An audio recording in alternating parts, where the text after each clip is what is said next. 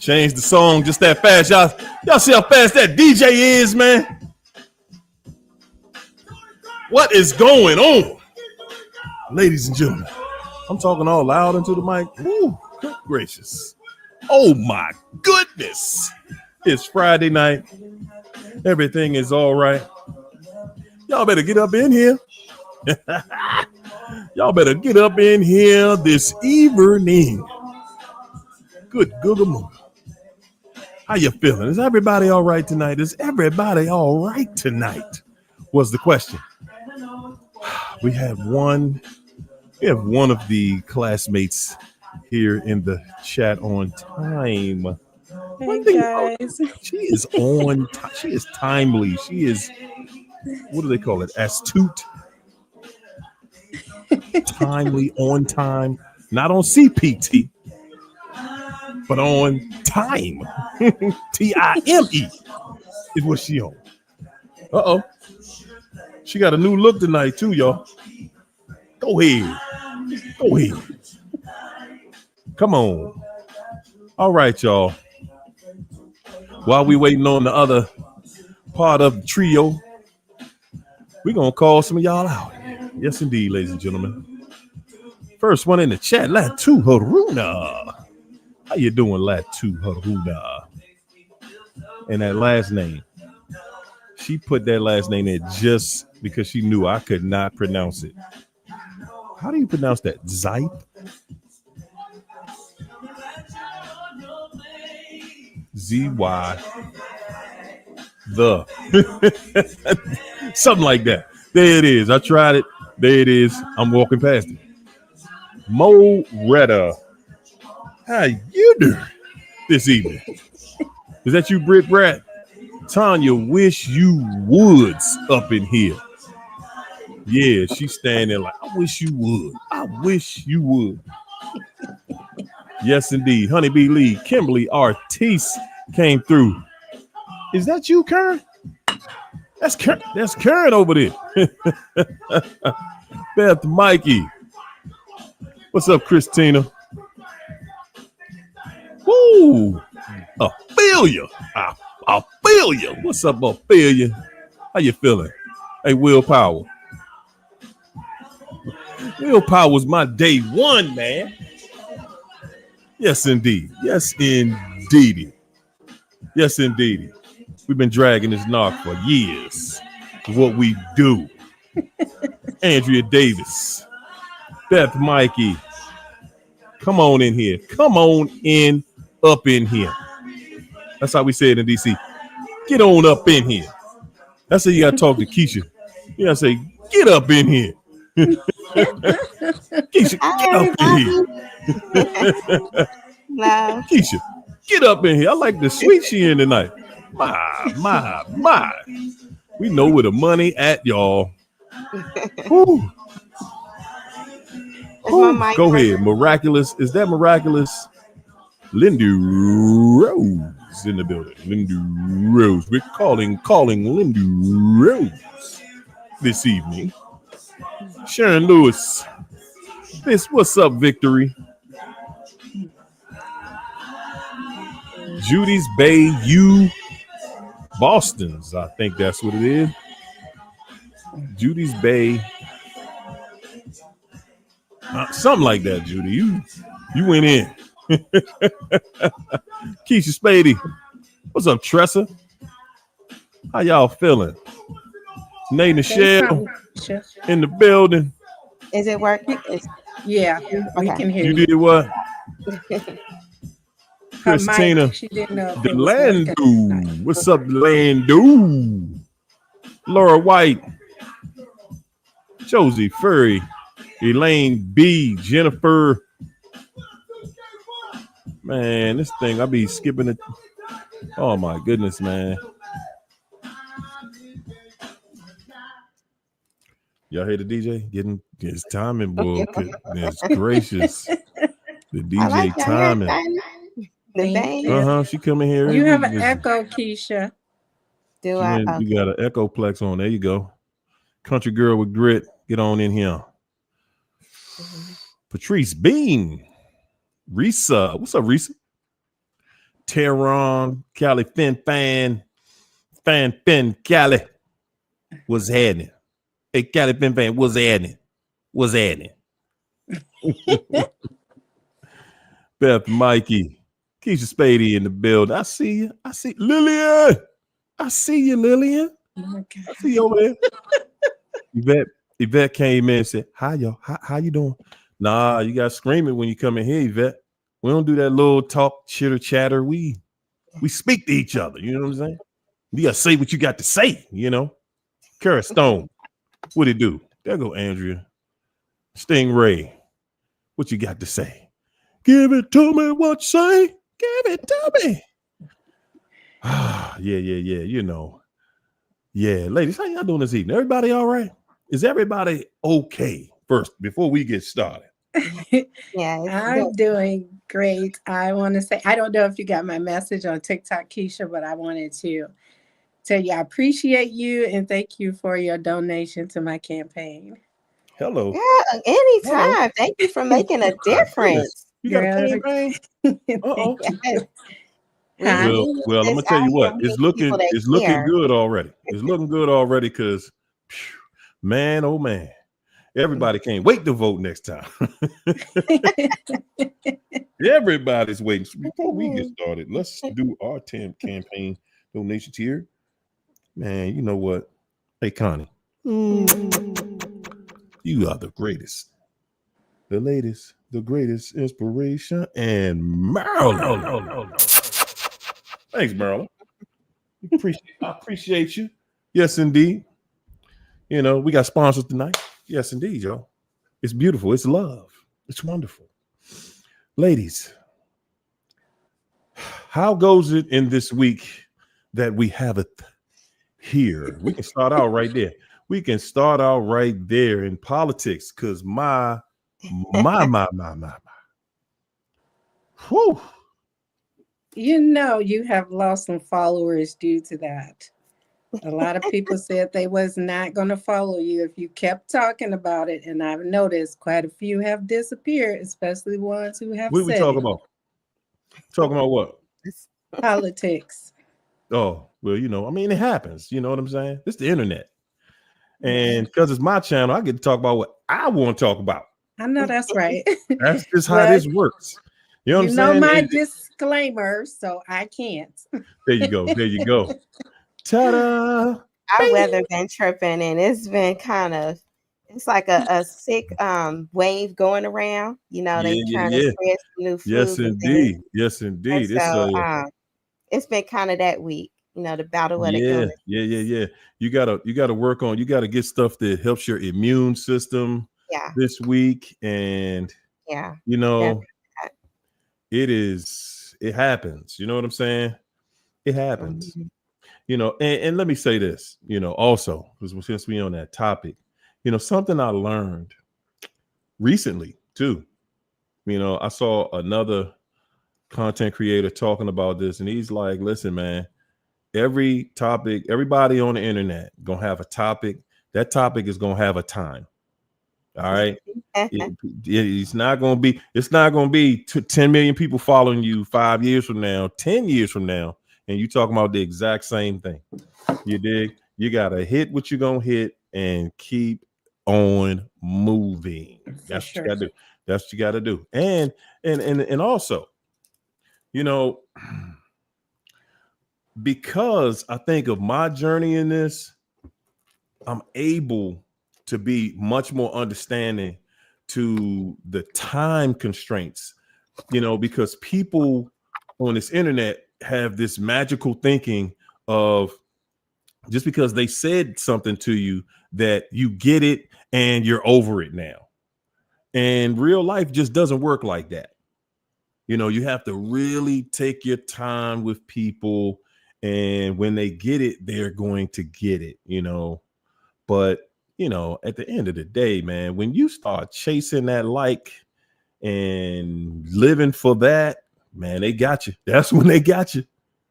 You better. And I'm saying I've noticed it myself. But at the end of the day, y'all, let me say this too. What I know absolutely for sure is that Oh man, and that brings me into my first thought of the day, and that is, this is God's work. I'm gonna put that disclaimer on it. This is God's work. I'm here doing God's work. We're talking about the devil in this chat room. You dig? And we talking about all them devils, because good God, it's some lying devils up there right now. And so because somebody said they was gonna leave, better leave now, because I'm about to say it. Because man, I was defending my man at first. I was like, man, no, he coming with some real live, principles here. But he lied. Well, it's beyond him. I mean, we got you got the little Damien up in there, the little one. He up there, manifesting. That's how they sound when they manifest. Man. Like, it looked like cold. He was sitting up there doing like that. Okay. That's a manifestation. So man, when they and you know what? There you go. It is. It is. People, and at first, when I first saw it, I kind of looked at it like, oh yeah, that's cutie with his kid in there. Man, that's one of the most wicked places on this planet. Yeah. It's he surrounded them. They surrounded with evil, and that's what they're doing. Engineering happening. So like going to where they get that synthetic DNA from. Like people, if they looked up the origin of synthetic DNA, synthetic DNA came with CRISPR 2012. Like CRISPR and stuff, all this stuff been around, some technology been around, but they couldn't really get that demonic particle or demonic entity captured through CERN until 2012. That's what they was looking for with the Higgs boson. So they finally said they had the God particle, but they don't serve the same God. So they got this demonic particle that they feel like, was the creator of different things. And that's how they were able to create, and I ain't gonna say create, they were able to manipulate with black magic and stuff. DNA are these foreign DNA strands that are not earthly. That's the best way everybody can understand it. Well, hold up. What do you mean they're not earthly? What are they if they're not earthly? Not exactly. So they call them not earthly. They call it alien DNA or whatever, but we know it's demonic DNA. And they have this demonic stuff that came through CERN. So you got dark matter. We're matter. We're light matter. We're living organisms. So we're matter. That's dark matter. They call it antimatter. So that's a non-living organism that's kind of existing. And so it has awareness, it has consciousness. It's like Venom. I always can say Venom, like the Superman movie Venom, Marvel, because he put everything out there. So Venom, little black particles came down here. They got that through CRISPR, and they modified and made genetically altered people or beings. Now that's what you're looking at with the little manifested child there. And that's what you're looking at with some of these very wicked people in high positions. Well, you are looking at that, and they don't want you, and they don't want you addressing that. They don't want nobody really calling this out and calling it out for what it is and saying what it really is. They want us to sit here and play this role and pretend that this is this, and yeah, they'll put the brakes on you. They'll shut you down. That's how you know. Listen, if ain't nobody fighting you, you better ask yourself, am I doing the right thing? Ain't nobody jealous. Ain't nobody hating. Man, y'all, if you're not ready to, if you can't deal with hate, you ain't ready to walk this walk. This black stuff attaches to the narcissist.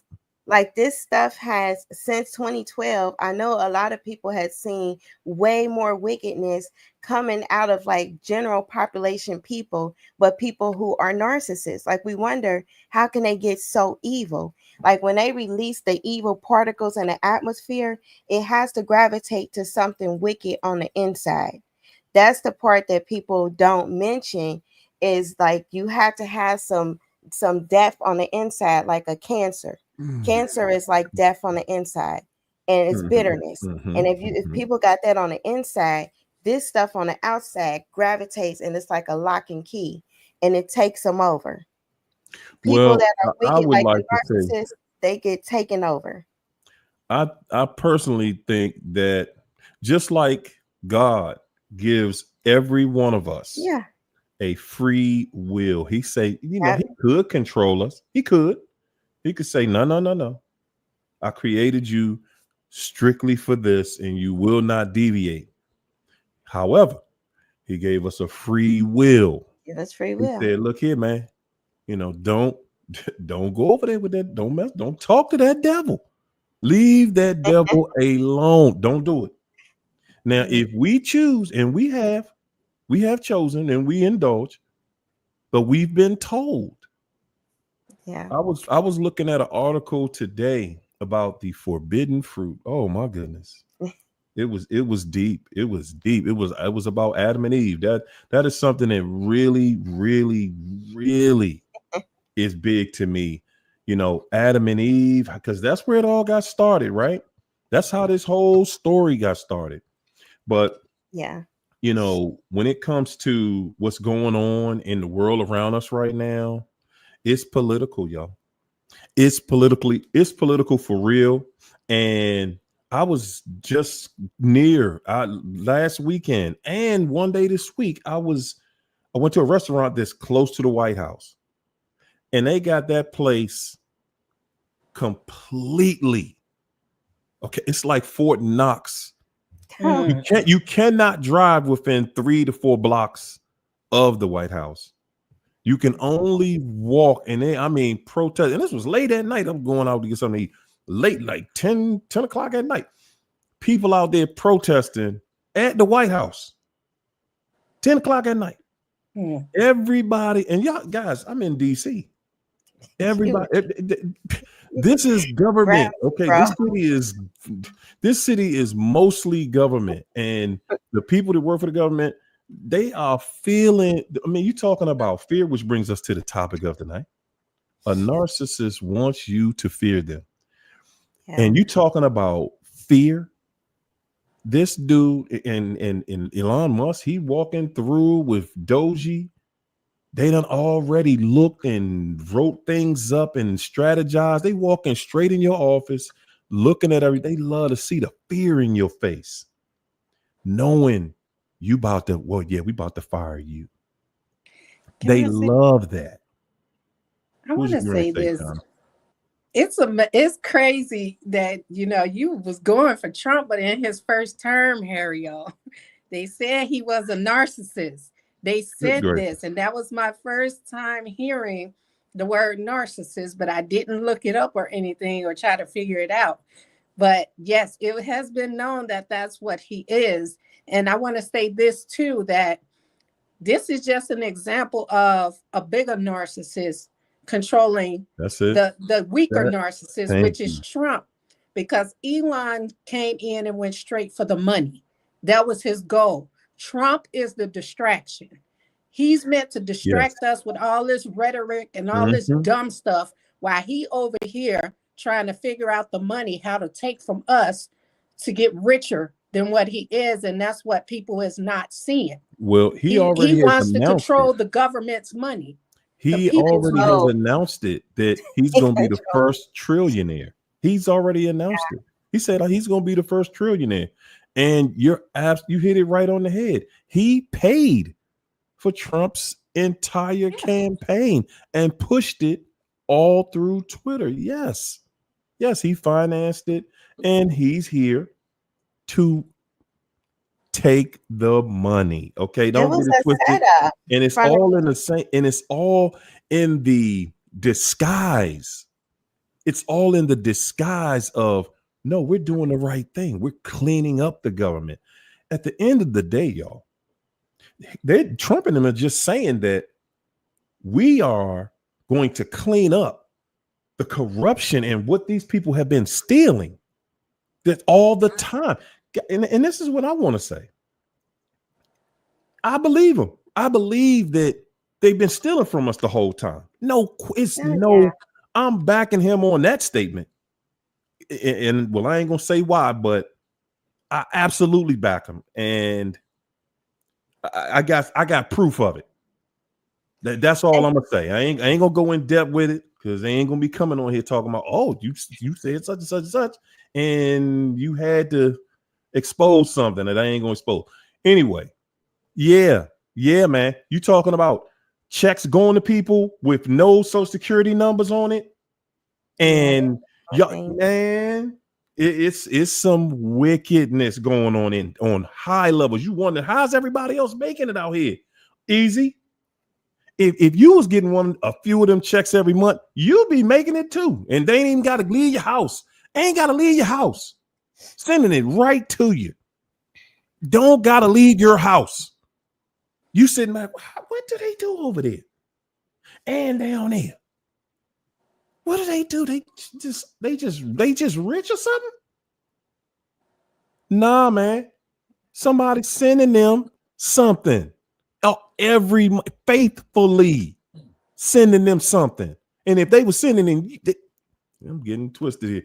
If they were sending you that something, you'd be fine too. You would be absolutely fine. You would shut up about it. Oh my goodness. What? That's how they want to control people with money. That's how they control people. It's all about, hey, let me put some restraints around your money, and you gonna shut up and comply. Okay, or we gonna cut it all the way off. They are absolute. This is all the game is about. Create something that everybody uses, everybody needs, and then restrict them, restrict their access to it. That's where that fear comes in. And when these jokers walk around to different agencies, and man, you talking about, you could hear a mouse pee on cotton when they walk in the building because everybody there. You talking about people who have been working 20, 30 years for the government, ready to retire in another year or two. And they walk up, you. Yeah, I know that you got all that time, but you fired. They can only control and put fear if the faith is in mammon. Like if your faith is in God, they have no power. And that's how it has to be dealing with the narcissist. That's how it has to be dealing with these politics, with these demonic entities that's in high places, because those are one of our enemies. It's powers, principalities, rulers of darkness. That's the archons that possess the vessels, and spiritual wickedness in high places. So Satan been planning this stuff since the turn of the century, 1900 and something, first war, and he been putting his children in these positions. So these are his children, his kids, his grandkids, great grandkids. That's them. And so what we have to understand, children of God, like we in a different war. We in a spiritual war, and those are civilian matters. Like our spiritual war, God got us. He said, when all of this stuff happened, look to him. He gonna make sure we eat. If he got to grow an apple tree out the ground in a day, God can do that. And we have to have our faith in God and remove the power that they have over us, because they're going to do their global thing. Satan's little thing is going to reign. They merged the kingdoms. We in this 7-year timeline. They got a company called Hevolution. People can look that stuff up. Hevolution. I mean, that's some crazy stuff. But that thing came out in 2023 after the monoliths. And this thing, they're trying to have immortality, transhumanize, and merge with these demonic AI entities. I say AI with the air quotes because that is a whole deity. But they're trying to merge with this. Like, if we can't beat them, join them. Who merging with the devil? I mean, that's what we got to really understand. Just like we didn't know the narcissist was the devil, because they come nice, they come with treats, they come with favors, they can give pleasure and all of that stuff. The same way is the narcissist on a higher pyramid scale. That's the same thing. We're dealing with the same type of deceiving, seducing spirits. And we have to wake up and understand we cannot be deceived. They're lying. Both campaigns were lying. They were two wings on the same dragon, but it was a dragon. Satan is the dragon. The dragon transferred his power to the beast. That's the system that we're going into now. That's AI. So now we're in a beast system. They want to turn everything to carbon-based currency. that they're going to do that. They said we're going to do carbon-based currency. They're going to do the crypto. They're going to have a carbon footprint. In Germany, you can't even talk about these things without having an internet police. Like they got a whole crime now, like for speaking certain things, and it's what AI think you should speak and what the AI think you shouldn't speak. So these things have already started happening in other countries, taking away freedoms, and they doing it here. But we have to stand on God and truth. And as long as you stand on God and truth, you cannot fail. Let me interrupt you real fast. I see where Linda Rose is saying I am blocking her. That's a false accusation. So please clarify. They said she said China is blocking me, Harriet. Where? In the chat? Yeah. Right. I don't know. Boy. Oh. Told you about her a long time ago. Well. That's what I said. Y'all get close to these profiles. They sit in here for years, become friends with y'all, talk to y'all. I peeped her years ago. I told Harry about her a long time ago. And they come in and they build this rapport with y'all. And then they come in and attack. And there it is. Told y'all can't really trust people that's in these chats. I've been on to her a long time ago. Told Harry about her a long time ago. I don't know. I can't see. My eyes. I need to buy focal. What's that? Narcissists will sit around in these chats for years. That peculiar? Plotting. That is peculiar. Yeah, plotting. Well. That's why when she speaks to me, I don't speak because I know who that is. I don't engage with that profile because I knew a long time ago. Okay. Well, so and why go back to our regularly scheduled program? Right. But all of that is like, it was a lot said, and people can really, if they look that stuff up, Hevolution is spelled H-E-volution. Like if you Google Hevolution, you can put heaven and evolution and it might come up, but it's a new company. But that's what's happening. Look, I'm gonna say this, man. I'm gonna say something. I want to talk about things like something that I have asked when I go in them TikTok rooms, and I ask them, about God. When they telling me God ain't, I'm gonna say this too, man. I don't even understand today. Well, I guess because my understanding is a lot different today, but who do you call on when you're saying you don't believe in God? What do you call them? Because you're going through some trials. You're going through it and you're trying to rationalize it, and then you're hoping that it'll change. You're hoping that it'll change, and you're hoping that, it ain't what it is. But I know for me, I know period point blank that if you are not on God's side, then everything around you gonna fall. It's gonna collapse. It's never gonna work right. It's never going to work right. As long as your mind is made up, I ain't doing it that way. I'm not going to conform. I'm not going to do the way God wants me to do. And I have seen people, not a person, people that go into dementia, that start to just totally crash out, lose their minds because they're fighting. They're fighting the very things that go along with your nature. And that's why you see this devil crashing out like that, like they do, because they're so wicked and they want to be right, but they don't. I'm thinking, do you not realize that everything you do is wrong. But they do realize that they're wrong. But they're trying to force feed the wrong on themselves so that it's believable.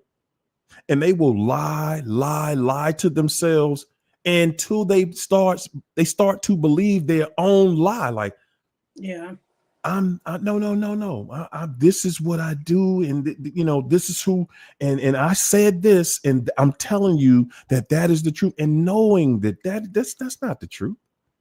That's not real. No, it's not, and they know it, but they fight. They fight with the truth to That's get it. you, because they want you and your knowledge about the truth. They want you to separate from what you know to be the truth versus what they're telling you the truth is.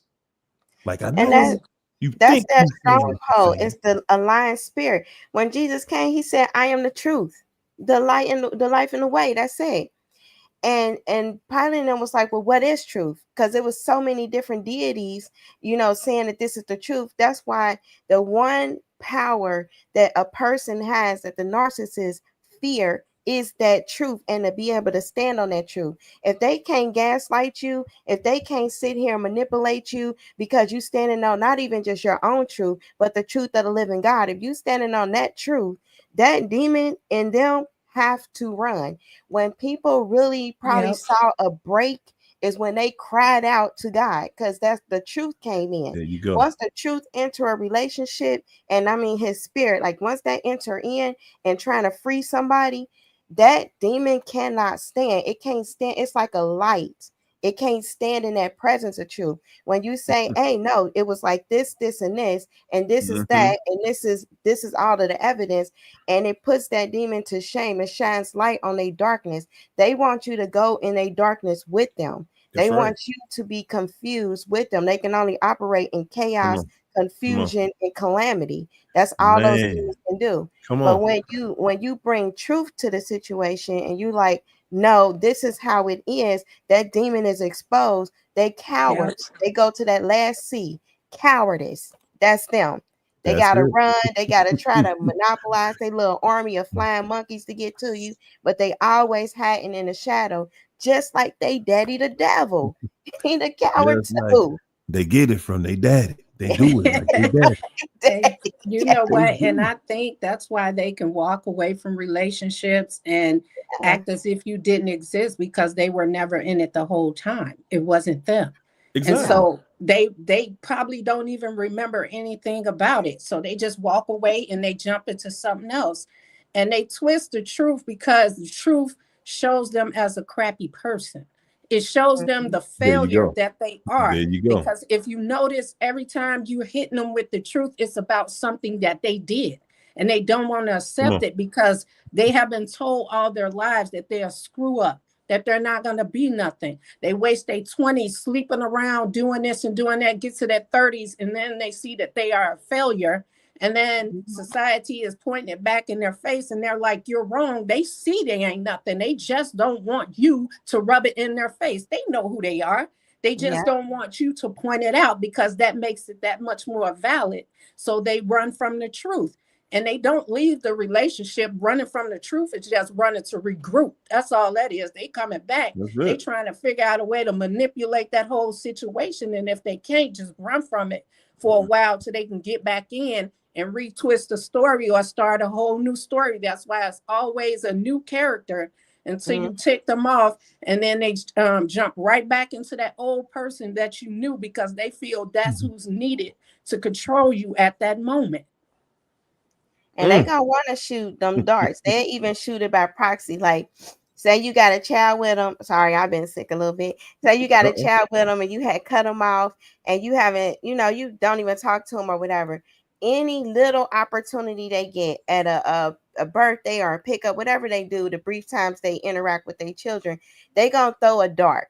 Hey, I'm going on a vacation. I'm going on a cruise. They'll try to send a dart through proxy. Like, these are how snakish and viperish they are. They just really creepy people, and they want to throw some type of shade at you at all times. So be careful with that. Like if you co-parenting, parallel parenting, or just happen to be a breeder for one of these things, you got to prepare yourself for that they are going to try to attack and strike just like a cobra at any interaction if you're done with them. And don't try to force that child, because when you force the child with them, they're going to take it out on that child. They're going to take all their anger and hate and rage out on that child. We're going to have to do a show on, man, hold up, y'all. Trees Bean. Thank you for also being a sponsor this evening. We're going to have to do a show on mating with a devil. Oh, Lord. We're going to have to we might do that next Friday because, man, listen, you procreating with the devil. That story of Cain and Abel, boy, I had so much understanding with that. Yeah. That Cain and Abel didn't have the same daddy. You know, can I answer? And that joker came from that. I want to respond to this comment because there's this misconception that these people can't be alone. They can. They just can't be without a punching bag. And that punching bag can be anybody, a coworker, a parent, a child. Because I know some narcissists that live alone.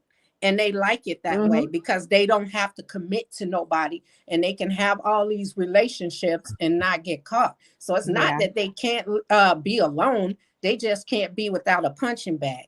They just can't be without a person. These people can manage on their own, but it's when it's going on up in here is when they need you around so they can inflict that pain on you, so they can abuse you, because otherwise they're going to have to sit with their thoughts and see that they're a failure and that they're not a good person and that they deserve what they get. That's why they deflect all of that onto you, because they rather you be that crappy person than them. That's everything they saying about you. Like if you get into an argument, your response, they don't talk about what they did. They talk about your response because they want to point you out as the last person because you responded to what they did. So now you're the bad person. And that's why they do that. I saw an exact example of that today. It was a video of this guy, this Indian guy, him and his son. His son was, real young. And this little girl was bullying him. And I guess he might have been around 6 or 7. And the little girl, she was obviously about, between 13 and 15, because she was pretty big. Definitely a lot older than him, and she really was bullying she was bullying the kid. And his father went to address her, like, hey, you don't you ever with my child again. Do you understand? And she looked at him with no regard, no respect, and said, bye-bye, and then went to commence to disrespect the little boy right in his father's face. The father hauled off and tried to slap her face off. And then you got to go into the comments. You got to go into the comments to read about how, now some people were on his side. And a lot of people, just like you just said, how could anybody justify what he did? I ain't going, what you do, Keisha? Where'd Keisha go? She done hit the wrong button. I'm going to put it right there for you. I already see you. You're going to need the button. You're going to need the chat. There it is. There it is. So this dude, he tried to slap her face off. And I made a comment in there because my thing is, man, I'm so sick of this generation. I'm so sick of this place. I'm so sick and tired of the disrespect. That's what it's like living in a world of narcissism. When I grew up in a time that the children knew that they could not disrespect their elder. You getting a beating on the spot for disrespecting an elder. You getting after that elder slap you down, and give you a beating, you going home and they take you to your house so your mother and father could beat you again. They did not play that when I was growing up. Now, everybody recording, and her little friend was recording it, and all of her little friends, her little flying monkeys sitting there, these little girls, and little girls, little flying monkeys sitting there laughing. They think it's the biggest joke to watch their friend disrespect a grown man like he's a little kid. The first thing she said out of her mouth, y'all saw that, call the police on him. This little girl is 14 or 15 years old. She knew how to, she's like, and her attitude is the attitude of this devil, that I can do what I want to you. I can do whatever I want to you. Because technically, if she would have spit on him, kicked him, whatever, all some people still gonna see is his reaction to what she did. Yeah.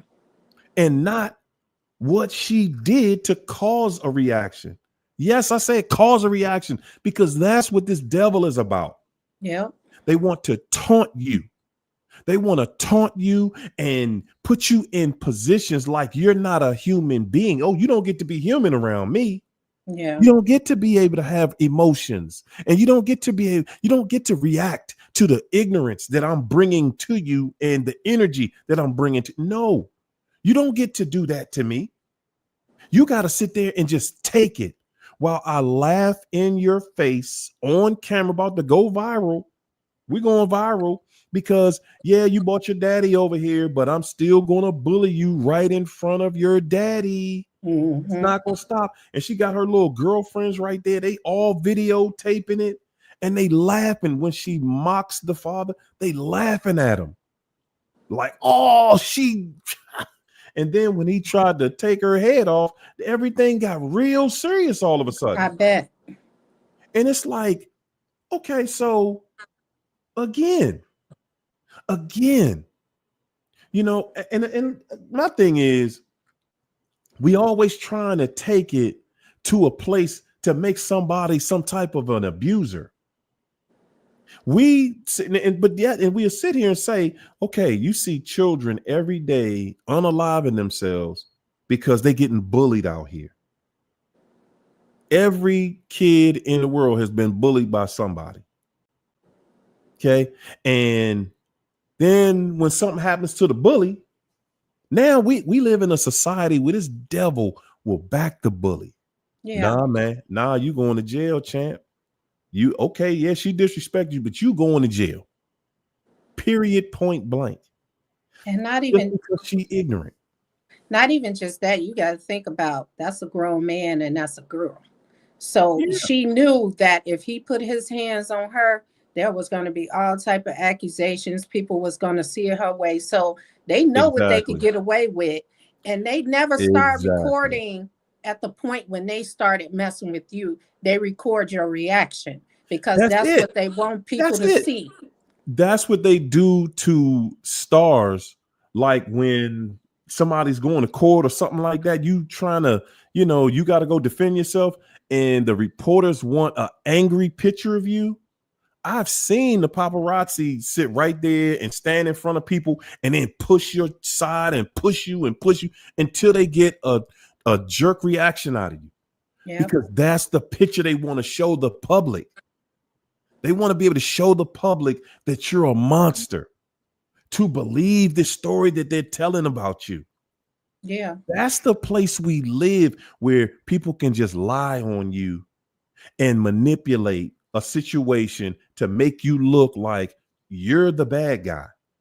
And you had nothing but good intention. See, if you wasn't raised in trash, in filth and garbage, if you wasn't raised with a devil, by a devil, to become a devil, then you wouldn't know how to do it.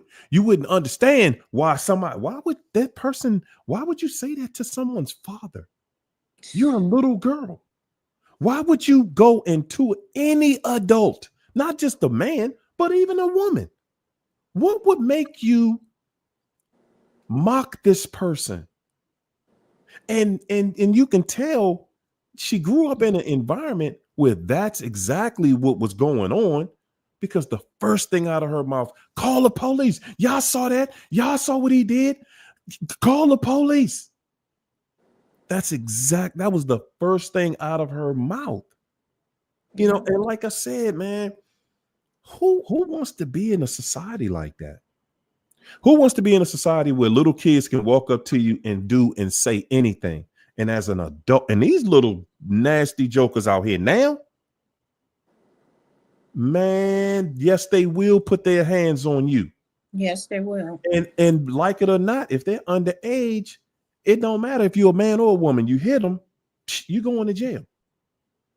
That's man what I got woman. daughters for. Nieces. You see what I'm saying? But see what I'm saying? That's what it has turned. It turns into, well, I got to go get another little kid to do something ignorant to this little ignorant person. because adults can no longer discipline. No, adults cannot discipline. All in the name of what? All in the name of chaos. Discipline has been taken out of the home so that these children, this devil knows you don't discipline your child, you will never have control of them. You will lose all control over your child if you cannot discipline that child. Your child can't even make it in society if they don't have any discipline. That's true. But you know what? Society has normalized that you have things like World Star that made stuff like that popular, putting it on there for people to get laughs at people, bums getting beat up, crackheads getting beat up. They normalized all of this. And so society is so numb to it that it's either funny or they just don't pay attention to it. And that's why kids are out of hand now, because, and all this recording, because they are trying to go viral on the internet. It's all for attention. That's it. It's all for likes. And that's exactly where those videos went. Until it gets real, then that's when it becomes a problem for them. But it was no problem as long as she was doing that, disrespecting somebody's dad. Because I could about imagine how she disrespect her own parents if she had both at home, which seems like she don't, because she wouldn't be disrespecting. Huh? You said seems like? Nah. Definitely doesn't have both parents at home, because see, if she did have a father at home, the first of all, she had a father at home, she wouldn't be out there disrespecting a grown man. She would never disrespect a grown man, because she know what her father gonna do to her when she get home. See, but I know people like that. She would know that if a grown man put his hands on her, because she know. See, the thing is when your father home and you know your father love you, you know, if I go tell my father that somebody was even messing with me, what's gonna happen to that person? Yeah. But you got some fathers that spoil their girls and they do go out and disrespect, and that father will still defend that child. I've grown up seeing it. It doesn't matter if it's a one-parent home or a two-parent home. You have parents that enable their kids, because I've seen some of the worst people come from two-parent homes. It's not necessarily a single-family home. My first husband came from a two-parent home, and he was the worst. It's what they grow up seeing is what they become. And that's what he became. He saw his mother and dad fighting, dad beating on mom, cheating on mom. So he thought it was okay to do to me. And that's exactly what he did. People grow. It depends on your environment, is what you choose to turn into. And like I said, we decided to go in the other direction. They liked what they saw, and they folded under pressure. So they became that environment instead of running from it. I chose to run from the environment that I was subjected to, because that's not something that I wanted to spend the rest of my life doing. And I'm glad that I got out of it as soon as I did, because I probably would be out there doing the same thing that was done to me. Yeah, well, you know what that leads to. Yeah, that's not a place that we want to be on any level, you know. But you know, like I said, man, with that's the world we currently live in, where, you know, people get to go out here and do all kinds of heinous things to other people all in the name of, but I didn't hit you, but I didn't shoot you, but I didn't do this to you. Like, man, leave me alone. You don't get to invade my private space. You don't get to abuse my children. You don't.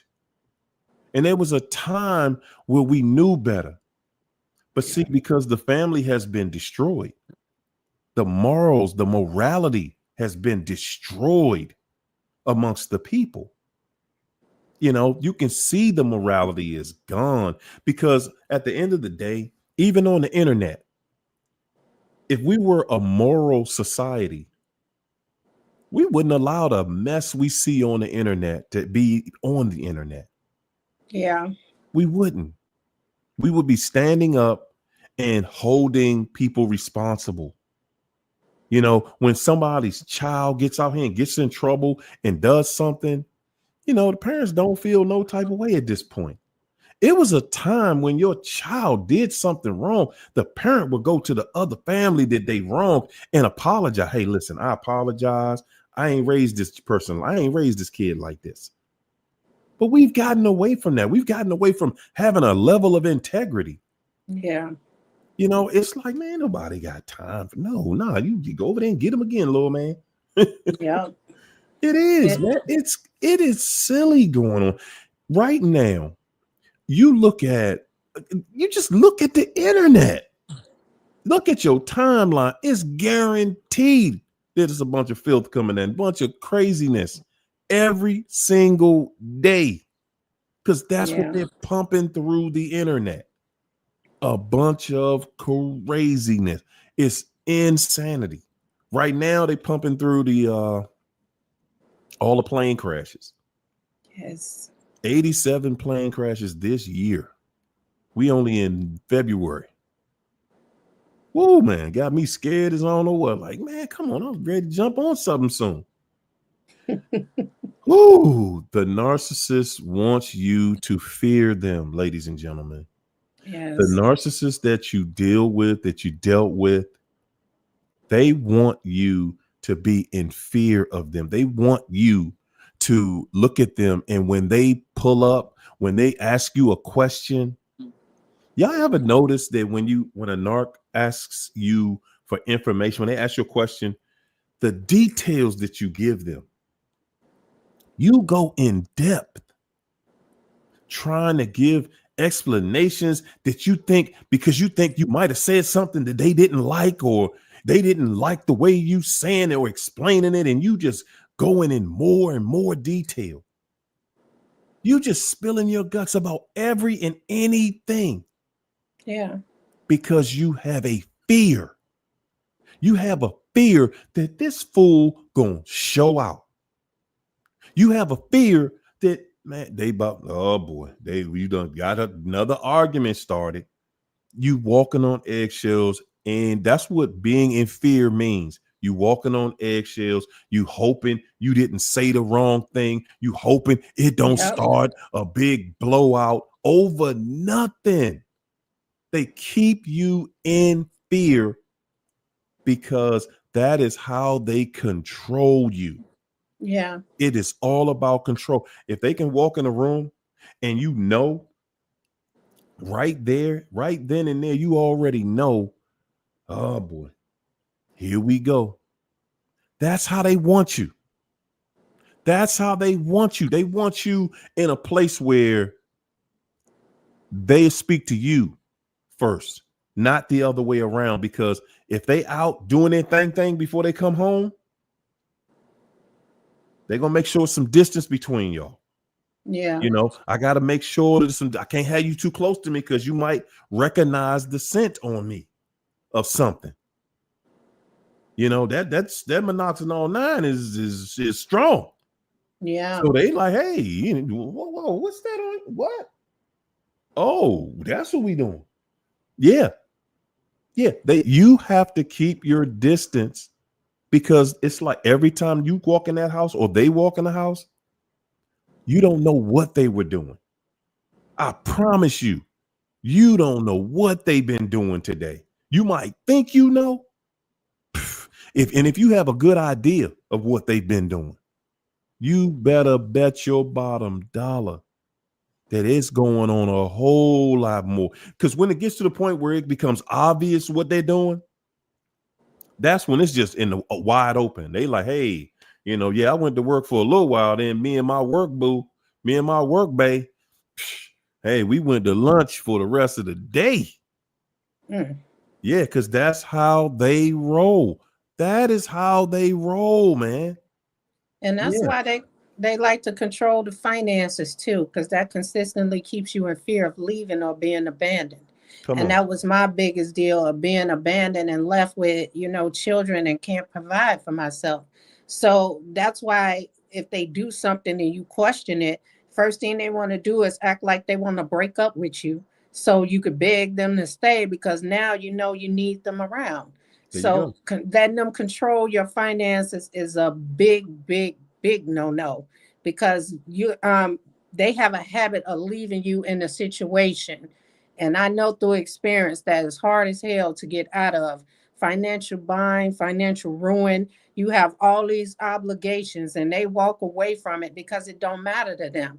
They already came up with their backup plan, they plan B. They transition is going to be smooth into their next situation, while you're left behind trying to pick up the pieces of the wreckage that they caused before they left. And they don't like weak people. They despise doormats. They like, and when I say weak, it's meaning somebody who don't have a backbone. And the reason why they want you to have a backbone is not to challenge them, but it's to give them that chaos and that argument that they desire, because they thrive in chaos. They love to argue because it helps them. Having a backbone and not being weak doesn't mean challenging them. They don't like to be challenged. They don't like to be questioned, but they love to argue because they thrive in chaos, because they're going to gaslight you and run you in circles, and they get a thrill out of that, a sadistic thrill. That's the type of strength they like.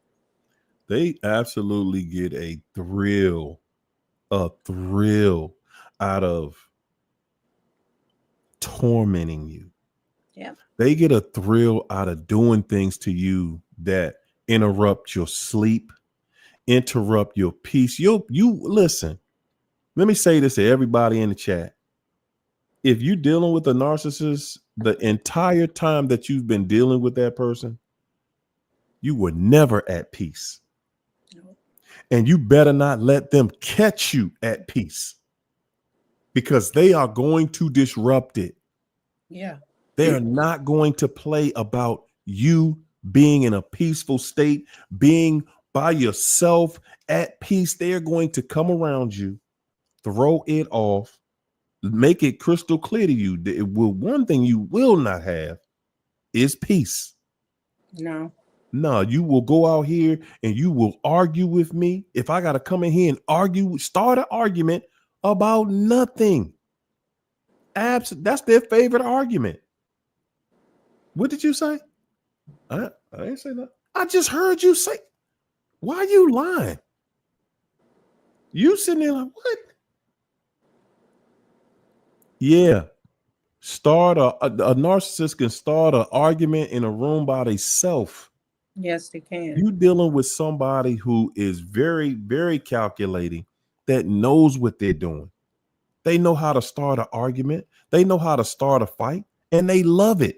They love seeing you sitting there taking that deep sigh. What now? They love that, because that's telling them you don't have an answer for this. You don't have a solution for the craziness that they bring in. And guys, that's why they reject your truth. Yeah. You sitting there trying to explain and this angle and that angle, and now you've ran out of angles. And now you just take a deep sigh. Man, I don't know.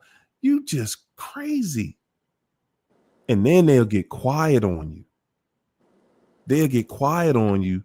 And you just want resolve. See, after they done started the fight, started the argument, then they want to get quiet, because now you're trying to resolve the argument. You're trying to bring peace. And the reason that they get quiet after they got it started is because now you can't have peace. You need them to agree with you for you to be in peace. You can't have it unless they continue to talk until it becomes rational. They're not going to give you that. They just gonna say, "Up, I ain't got." La di da di da da. Yeah. Now and then, if you continue to badger them, as they would say, with this truth, they'll be quickly become the victim. Oh, yes. Quickly become the victim after they done started the argument, started the fight, whatever. Now they want to become the victim and say, you did this. You started it. I didn't say anything. I'm sitting here. I'm minding my own business now. Okay, I'm minding my business and you won't leave me alone. Yeah. So you're doing this. You're doing that. Guys, this is life. This is air. It is oxygen to these people. Yeah. They know you can't. And then, guys, after an argument and you get no settlement from it, you get no resolve, they know you're angry and you're going to miss out on sleep now. Now you're not, it's going to be hard for you to go to sleep tonight because you cannot understand what this person is doing. They lay down beside you and they try to act like they sleep, but they ain't sleep. No. They want you to think they went right to sleep. And then they do. They want you to think they went right to sleep. And while they're laying there, they might even start the fake snore. Yeah. Because they want you to think that whatever y'all just went through, it don't mean nothing to them. They know you can't sleep. And they know that eventually, because you can't sleep, you're going to have to wake them up. Hey, hold up. Let's try to get this resolved. And now they really get to play you like a fiddle. Yeah, they I'm tired. Hey, I'm tired. I'm asleep.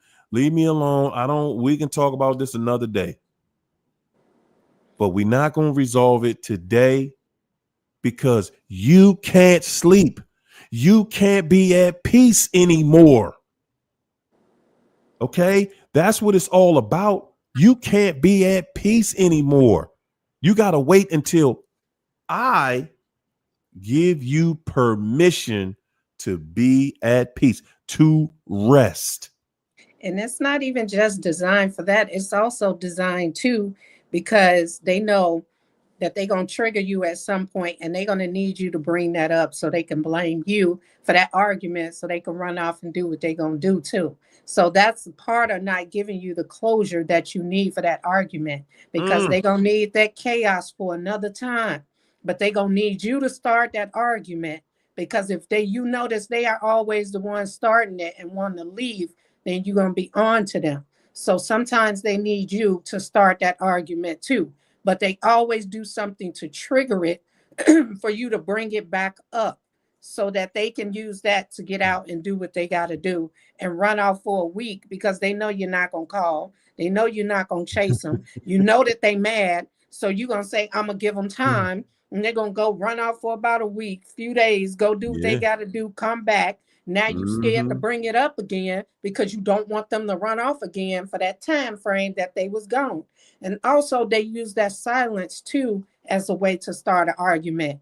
They want to come in like something's wrong with them, something bothering them. And you asking them, are you okay? What's wrong? Now they want to argue because they want to use that to argue, to get out the house, to do something, because now you forcing them to be vulnerable. So they say, share their feelings. They don't feel like talking. You ask them what's wrong with them. It's nothing. It's all designed because they need that chaos, or they need to get out for that day or for that weekend to get to that other person. There you go. There you go. They setting it up and set you up. And now they in a perfect situation. I done started this fight at home. So now you can't even call me. And if you do, I got a reason that I didn't answer the phone. Yep. We was beefing. I didn't want to talk. I didn't want to talk. You always talking about somebody doing this and somebody doing, I don't want to hear it. Yep. They gonna have, listen, y'all, for everything and every way you try to box them into that cage, they got a way to get out. And guess what? This is something I want everybody in this chat to understand this evening. Okay. Do y'all understand what's coming? The words are coming out of my mouth. One thing I want everybody in here to understand, and that is that a narcissist has nothing in them that is holding them to tell the truth, that is obligating them to tell the truth. You are the only one in the argument. So when you find yourself in that crazy, stupid argument, remember, you're the only one that has a moral compass that's arguing the truth. Okay? They do not. They do not have a moral compass on, I got to tell the truth here. No, they're going to do the contrary.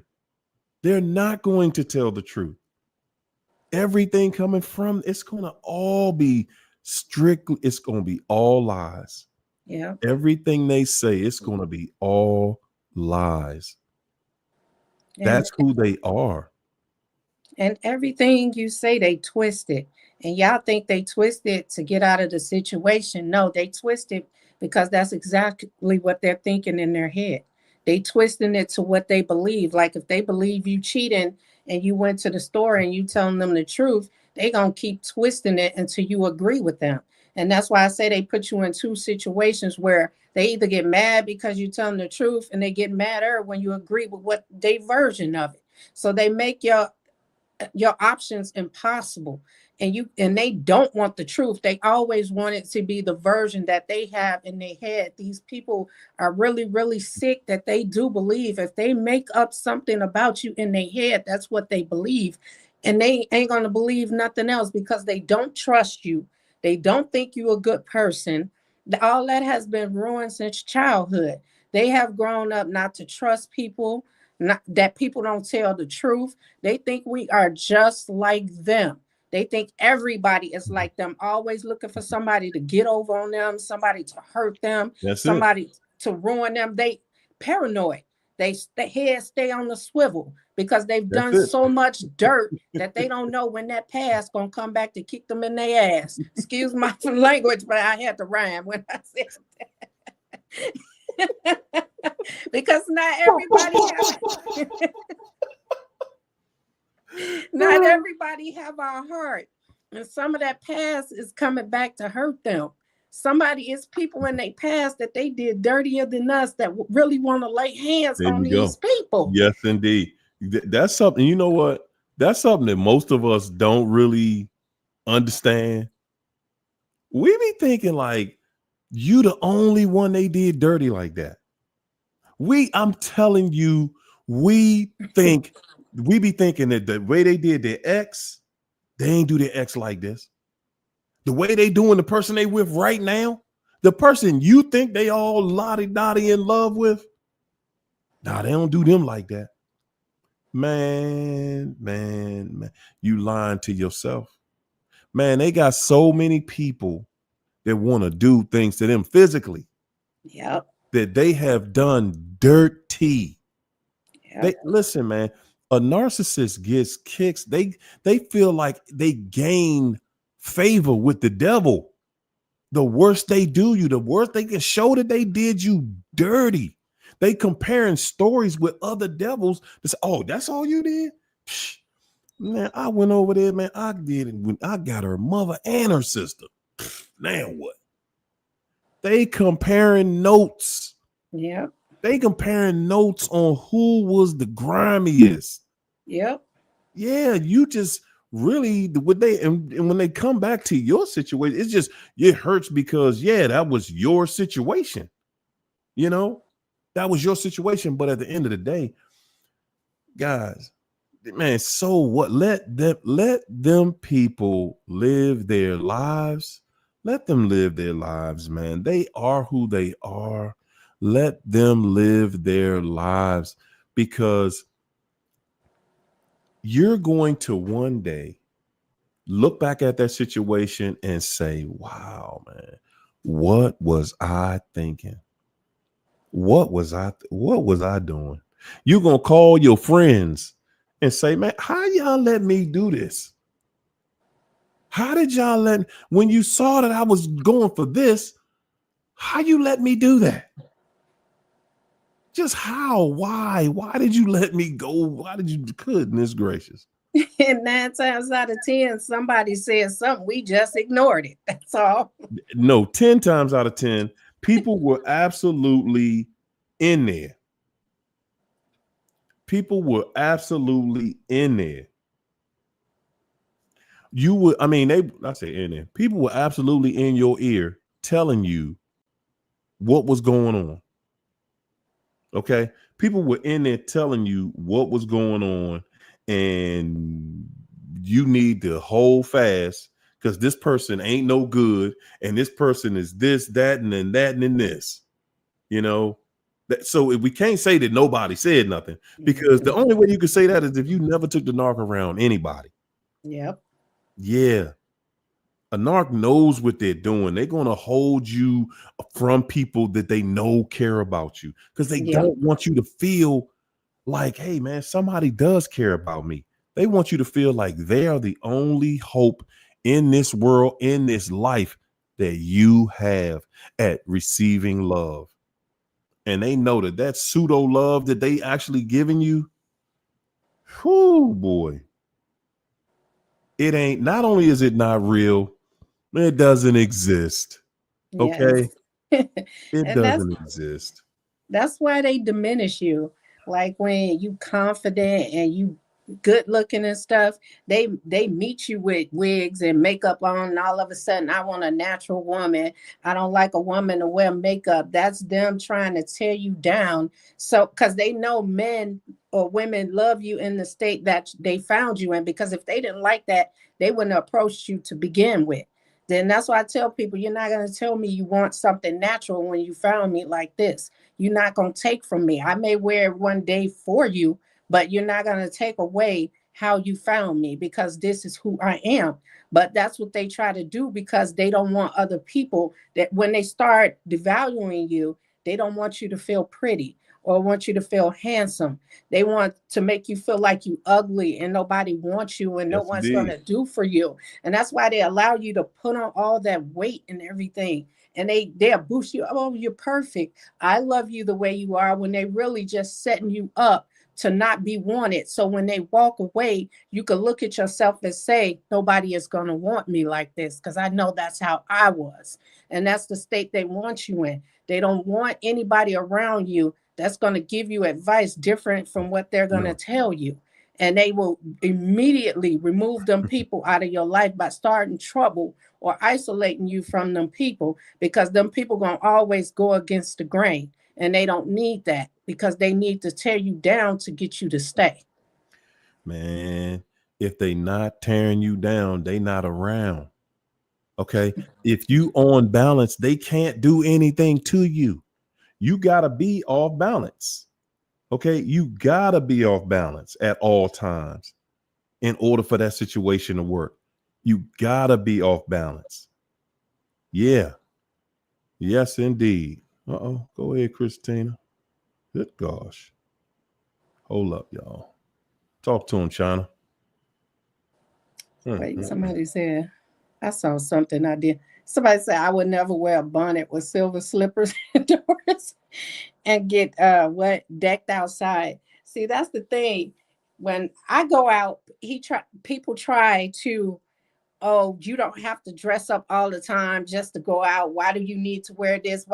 It's not about me having to, it's about my appearance, because you never know who you're going to run into in the streets. I promise you, I cannot go to the garbage looking messed up. You will never catch me in pajamas or in slippers out in the store, head bunted. That's Don't just do not it. me. Don't do it. Don't you do it. I better not find out China somewhere. Somebody taking pictures of, look at these feet. She got the big puff, dragon, daggone slippers and whatnot. Hey, Christina. Put the nifty up in there. Go ahead with your bad self. Go on, girl. What you talking about, girl? Christina said, Hurry, you are just reminding me of how much I love my peace now. Also, it's been at least 4 years for me and Karen and others. Thank you for the consistently giving us all hope. You are so appreciated and loved. Love. Put some love on it. I thank you, Christina. Yes, indeed. I thank you. I appreciate that. Yes, indeed. Because you know what? It ain't nothing in the world. It ain't nothing in the world like somebody that understand what you went through, man. Yeah. It ain't when you're going through it, when you down. And I mean, when you down bad, it ain't nothing like, and you can't reach out and people just, man, let me listen here, ladies and gentlemen. I had to call a couple people up the other day. Okay. Couple close friends of mine. Just a couple. Because guys, it ain't a whole lot to say thank you. To say thank you. I appreciate you. And I appreciate being able to pick up my phone. I know y'all gonna catch this part. I thank you for being able to pick up my phone, calling your phone number. Okay. Calling your phone number. And we got Keisha back. About time. About time we you thought we got you. So I'm saying that to be able to pick up your phone, ladies and gentlemen, jump out there, pick up your phone and be able to call somebody, right? You can call somebody and talk to somebody that you don't have to perform. You ain't got to pretend about nothing. You don't have to be out of character. You don't have to do anything extra. All you got to do is pick up the phone. And every time they pick up the phone, they just as normal. They're just as cool. And whatever you talking about is cool. Yeah. Whatever you're talking about is cool. You better listen. That's going to be y'all assignment this weekend. Okay. That's going to be your assignment this weekend, to call the people in your phone, just the people that you can call and have a normal conversation with. Okay. Not somebody that you got to wait till they come in character, the character you need them to be. No. And I'm saying that, guys, because I do know so many people that you got to warm them up for a minute before you can get the person that you need out of them. You know, so it's like, man, to be able to have normal, relaxing conversation with somebody, that is big, ladies and gentlemen. It is. And, you know, I want to say something about that smear campaign, too. And the reason why it's important not to say anything, because, you know, when that stuff went down with me and my daughter, I had, you know, I don't go in areas. And so my son wanted to go back and I went with him. And so I was talking to the guy there and he told me my daughter had came in there looking for us. And he said she was acting, you know, all weird and suspicious. And so, you know, she went in there and gave her version, but he said, you know what, that's one thing I know about you. And I know you don't lie. So there's nothing she could ever tell me that would make me believe her side.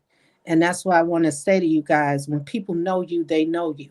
So those who choose to believe the other side, they already felt that way about you to begin with. Come on. You don't have to defend when people already know who you are. And he knew who I was. And he didn't look at me different, didn't ask me about it or anything. Because he said one thing he know about me is I don't lie. And I don't. So that smear campaign, don't even worry about it, because it's all going to backfire on them in the end. Because the thing is, they got to keep up with them lies they told. And when those lies don't match up with your actions, now people are looking at them, the real people who care are looking at them like, well, I thought you said that this person was like this, when you're not. And that's why you stay away from certain people. The minute somebody come telling you that somebody told them their side of the story, immediately remove yourself from them people, because they didn't think enough to tell that person. They didn't want to hear it or hear your side at that point. So there's no need to even talk to them about what they heard, because they already heard the side that they chose to believe. And that smear campaign, it's only campaigning in their own Delulu land, in their own world. All the people that believe it, all the people that they campaign to, that's all part of their world. And as long as you try to react to it, and this is what most of us have learned, like myself included, when I was trying to react to the campaign smear, it kept me in that trauma bond, or they say trauma bond, it's a demonic bond. It kept me in a demonic entanglement because I was feeding that spirit. As long as you're reacting to their lies, you're feeding that lying spirit, and that spirit is getting full. So it's going to keep trying to torment you. It's going to keep trying to say things on the highways, the byways. But none of the people that are relevant in their life, when you really separate from them, you're going to find out they're not relevant in your life at all. I don't know none of the people he really affiliate with, because I didn't really know them before I met him. And so once they bring you into their world, that's how they what they do is they get you so consumed in it, and they strip away your world and get you caught in Delulu, and then get you all in the characters of Delulu. So you going to the Delulu baker, you going to the Delulu grocer, the Delulu barber. All of these people are people that are still plotted in Delulu land. But once you really like separate from this stuff, whoever is on that side are bringing you drama or bringing you pain, knowing who you are, cut them off. Because we got to start being like Jesus. He was like, if I don't do the works, don't believe a word I say. You know, it's really harder in church because it start messing with your faith when your own brothers and sisters in church turn on you. But you got to go and walk in that power. Like when they come at you crazy, look, if I don't do the works, don't believe a word I say. But I'm not going to prove nothing to nobody. God going to prove it. He been proving my life since I was way before the narc came along. That was like the 4th, 6th, 7th, 8th narc. I mean, you probably grew up with narcs. So God always gonna prove his children, and all they gonna do is be sitting there looking ziggity boo, just like the narcissist. Because as long as the narcissist is in their ear, they going crazy, cuckoo for cuckoo puffs. Sitting there listening to him like, yeah, I guess she is like that. Yeah, until that narc turn on them. You know, so I want to that respond. back away from that campaign. I want to respond to Christina. She said they don't have friends. They don't need friends. All they need is enablers, flying monkeys. That's all they need. Somebody who's willing to believe their story and to help smear your name. And that's why they always friend your enemies. They find out who your enemy is, and they go and mingle with that person, because they're going to need that person to help smear your name, because people already know that you and that person are enemies. So now you already have a record of being an enemy to somebody, and they team up with that enemy, and they both come together to smear your name. It's more believable versus that one person. And that's why they befriend your enemies. They try to infiltrate your circle to turn people against you, because at the end of the day, they want to ruin your name, because if they ruin your name, you're going to isolate yourself. You're going to make yourself lose everything by isolating yourself. You're no longer going to want to go to work because of what people may think about you. These relationships fail. You don't want to show your face at work because people know what's going on in your relationship. They not necessarily just go out ruining you. They can also cause you to ruin yourself too, by isolating yourself. And that's their plan, to isolate you. I also want to say this too before I forget. As far as them going over to the other side and people thinking they're happy, I just found this info out too. These people, they hate to start over. They hate to start over, and that's the truth. Y'all think we hate to start over? They do too. They have doubts, but they take that risk and go over on that other side, hoping that you don't get too far out of their grip. They hate that starting over process. They ain't happy on that other side, because they having doubts, y'all. because they have to start over with a new person and a new life when you were familiar, because they haven't had a chance to live with that person to really know what that person is like. Man. And that's what's going through their head. So they still take that risk because they compulsive. But at the same time, they sit up nights thinking, did I make the right decision? Yes, they reflect. Ooh. Y'all believe they don't? They do. Because God is in it. That's why God gonna always give them that window of opportunity to reflect. And they still make that bad decision and do what they do. God give that opportunity to everybody. Don't let nobody fool you. These people, they hate to start over. It's like they want to go on that other side because of the circumstances, but they scared. Yeah. Man. I don't know how they gonna make an amen in the chat. How is it gonna be a better situation with a curse? And that's what we gotta really understand. Like, when they probably was with you, hold it. We not just gonna walk past that. Y'all better put some fire in this chat. These women in here, look here. They don't need these juries. They don't need this hair. Them guys saying it. That's why they kicked me out. They don't want to hear this truth. AI, like, we can't give them the truth. What you just said, hey, Keish, I'm gonna need you to do a rewind and say that again for them. I said, how they gonna do better with a curse? They just went over there. That's a whole. They already walking curse because they ain't repented of nothing. They doing the most, then they go over there and the new supply was already cursed because they probably didn't home wreck the situation. So they knew this person was with somebody. They knew they probably had a family. They knew all of that stuff. Their integrity is not measuring up to the integrity of the person that's in a relationship. Like if you guys were together and somebody come and they know you're in a relationship or know you're married and they still be with that person, that is not only a cursed person, but it's a person of low integrity. There's nothing good that's really going to come out of something with people who don't have integrity. They always going to be side-eyeing each other. I mean, the best that they can have is like a roommate grimy situation and have a co-partner to sit there and complain with. That's going to be on that same little, it say that vibrational energy, but it's a demonic energy, demonic murmuring, complaining frequency. You understand why God could not stand murmurers and complainers. I get it now. After dealing with the narcissist, you just be like, shut the bleep up. Because they just always, such and such, da, da, da, da, da. Yeah, such and such, da, da, da. That's their frequency, that whispering spirit. And that is what God was like. That's all they got. Yeah, he can't take it. He's murmuring, complaining. Man, that's all y'all sitting around here. You sitting at home worried up about what they doing with this other person. They worrying the absolute hell out of the other person about you. Yeah. And don't let you be chosen. If they put their mouth on these people went somewhere and they just forgot your name. Your name is the only name that they will not stop saying. And they put in their mouth. I know, they put their mouth on a child of God. How you gonna?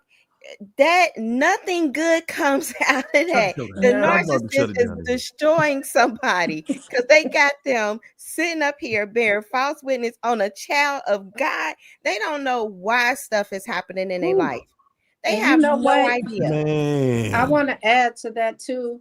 The devil uses that other person to lure them out of God's blessing because they get blessed through you. And he don't want them to experience that goodness from God. So he have to, and get comfortable. He have to send somebody to lure them away, or maybe even God send that person to lure them away so that they can leave you alone and that you can come back to God. Because sometimes he see these situations and we pray these people out of our lives. And if we're not going to let go, God has to wiggle his way in, especially if we're asking, even if that means sending somebody in to remove them from our situation and lure them over to the sin that they want to be in. So it could work either way. The devil don't want them to get comfortable with God blessing being with us. And then God definitely don't want them to destroy us. So we don't know who sent that person, but whoever sent God, the devil, thank you. Hey, look they here. be wet. Listen, God gonna let you get some torment sometimes. And that's the good part. The good part is, see, God gonna let you get that stinger in you. He gonna let that stinger get in you nice and deep, and then pour some lemon juice on it, and rub it around a little bit so it sting you real good. Because he telling you, look here, when I get started on this cruddy, dirty, good for nothing bum over here, I'm not gonna stop. And I'm gonna do so much to this person that you gonna cry out and ask me to stop. See, what you not gonna do is play with God people. You listen here, y'all. That devil just wants some company in that misery. But what you not gonna do, what this devil is not going to do, he not gonna sit around here and have no peace, no solace. This devil is not going to have a frame around his hindparts. You hear me? His hindparts for messing with God's people. That's what it is. You're not going to be over here giving God's people. God's like, whoa. You think you get to do that to mine? Oh, you too? And he just lifted his hand. They daddy, like when you look at how these narcissistic daddies are, they terrible parents. Well, shoot, say in the worst. He the number one narcissist. Okay, he invented the thing. He is the number one. He a terrible parent.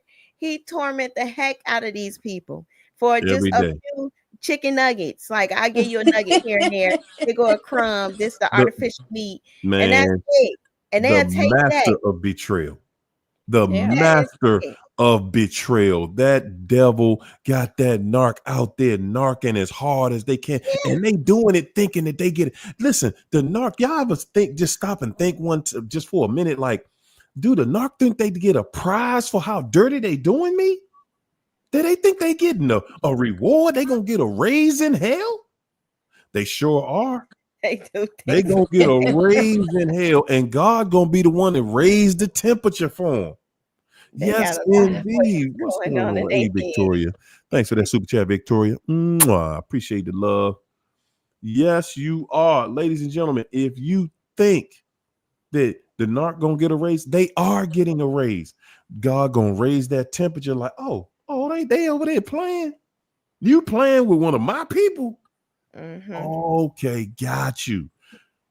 You gonna listen before God get finished with that narc.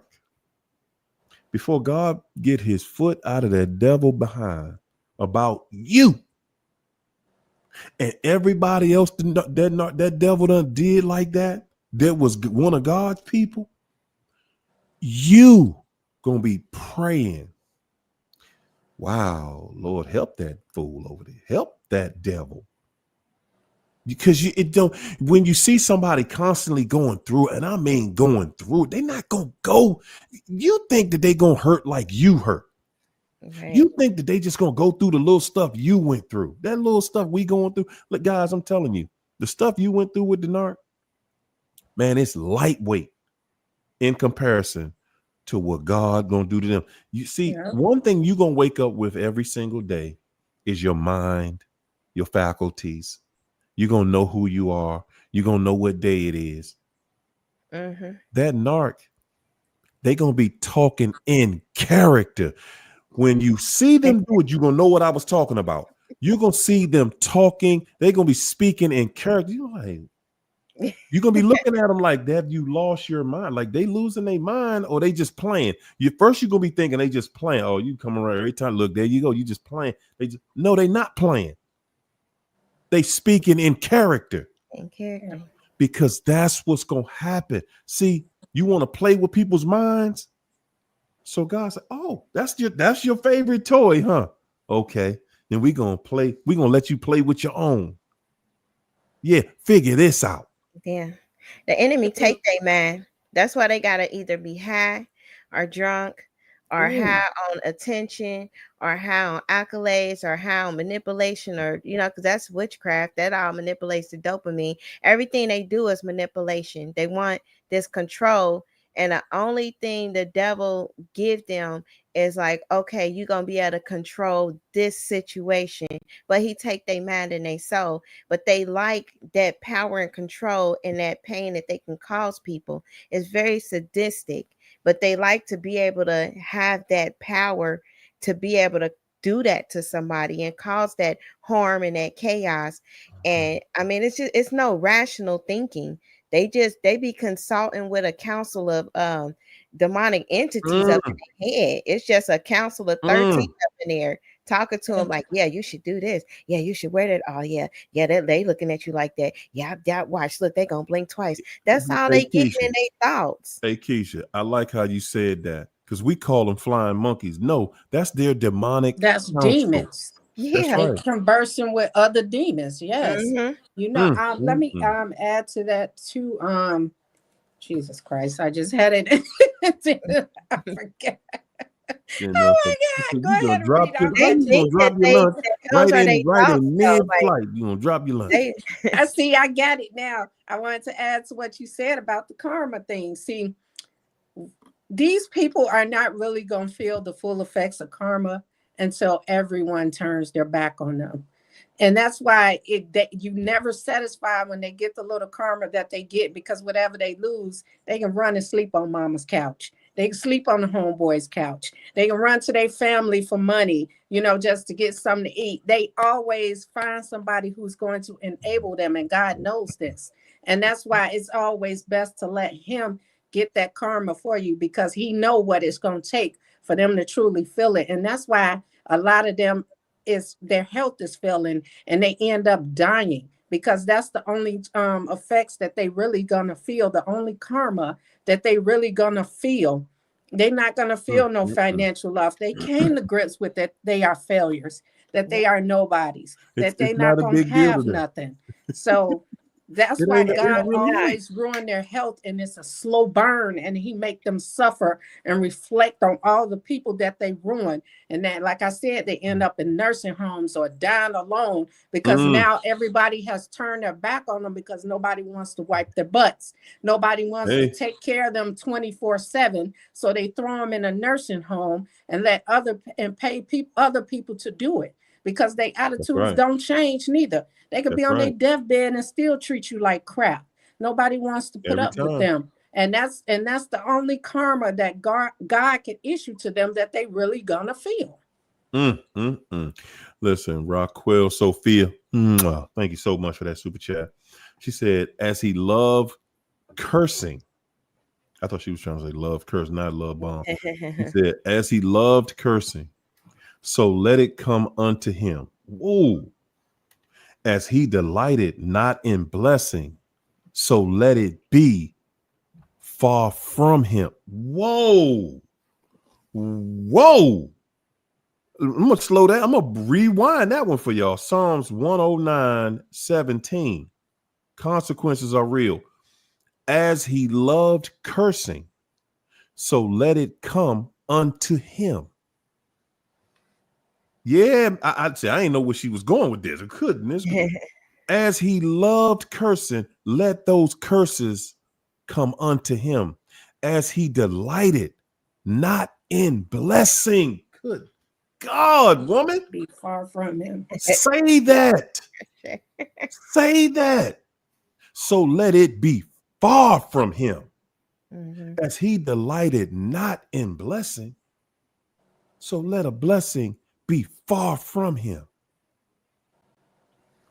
Ladies and gentlemen, for all of y'all that believe that a devil, somewhere living in peace, somewhere living their best life because they done ran off, that's what it's supposed to look like.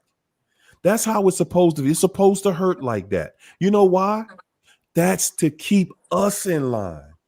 That's to keep us in line, so that we know that's pain. Don't give pain like that to somebody. This is what you do to somebody when you just do this, when you just run off and leave them like that. That it's painful. And this is how the pain feels. So you don't want to feel that. So you're not going to give that. So, and that's why I always try to say, man, before you go out here acting like that devil, you better look at that devil. You better look at what they're going through. You better look and examine, do I want the same thing that they're going to get? Do I want the same thing that they're getting? And we want to take that lesson from it. Like, we want to come out of idolatry. The only way you really get with a Jezebel spirit is idolatry, because it's going to put you in that system of Baal. Like, that's who they worship is Baal. Everything that they do is Baal, the kingdom of self. It's like the god of this world, this system. And so you want to come out of that completely, because he told us come out of Babylon. Babylon, that's what they're creating now with this whole world, is a whole Babylonian system. And the Tower of Babel, like, that's their thing that they're doing now. But that is all of that idolatry that we have to die to. Like, we really have to come away from it. And that whole Jezebel spirit, it tell us in the Bible, like that in Revelation, when he talking to the churches, he wasn't saying like, the church, okay, you dealing with Jezebel, get Jezebel out of you. He was saying they tolerated Jezebel. So Jezebel wouldn't repent. He said he gave her time to repent, and she didn't. It didn't say that Jezebel repented. So whenever you're dealing with these Jezebel spirits, they're not repenting. I don't know, like, if they ever get it. Like, I know we've all had been succumbed to it, or some people may have had to be delivered from it. But the one that is really possessed with this spirit, not just like oppressed back, but possessed, like this thing embodies them, they don't repent. Even when you bring it up, they will argue about it. If they religious, they'll go scripture to scripture with you on justifying why they act the way that they act. But they don't just repent and be like, I'm just so sorry. I'm going to be humble. I'm going to just sit down and listen and get what God got to give to me. They got to be in leadership. They got to be the one prophesying. They got to be the one in your face. They got to always be seducing and showy and get that adoration and worship and pray on the vulnerable. They're the ones that's the moms in the church, or the spiritual fathers, which we shouldn't have. They're the ones that's always going for whoever is broken. If you broken, most people are when they go to church, fresh out of a relationship, they take you under their wing. You literally become like their servant or their assistant, all of that stuff. Hey, Keisha, I want to rewind on that real quick, because you hit something right there that so many of us did not see. We didn't see how broken we were when we was dealing with that person. We couldn't even see our brokenness. That's the only way somebody that low is going to be able to get in your life. Yeah. They not coming to you when you on top. When you really on top of your mind and you got it together. No, they don't want to be nowhere near that. And but like you just said about that church, when they go into that church, they know that them people coming in that church, most of those people are broken. Everybody who comes in there has a story. Yeah, yes, they know that.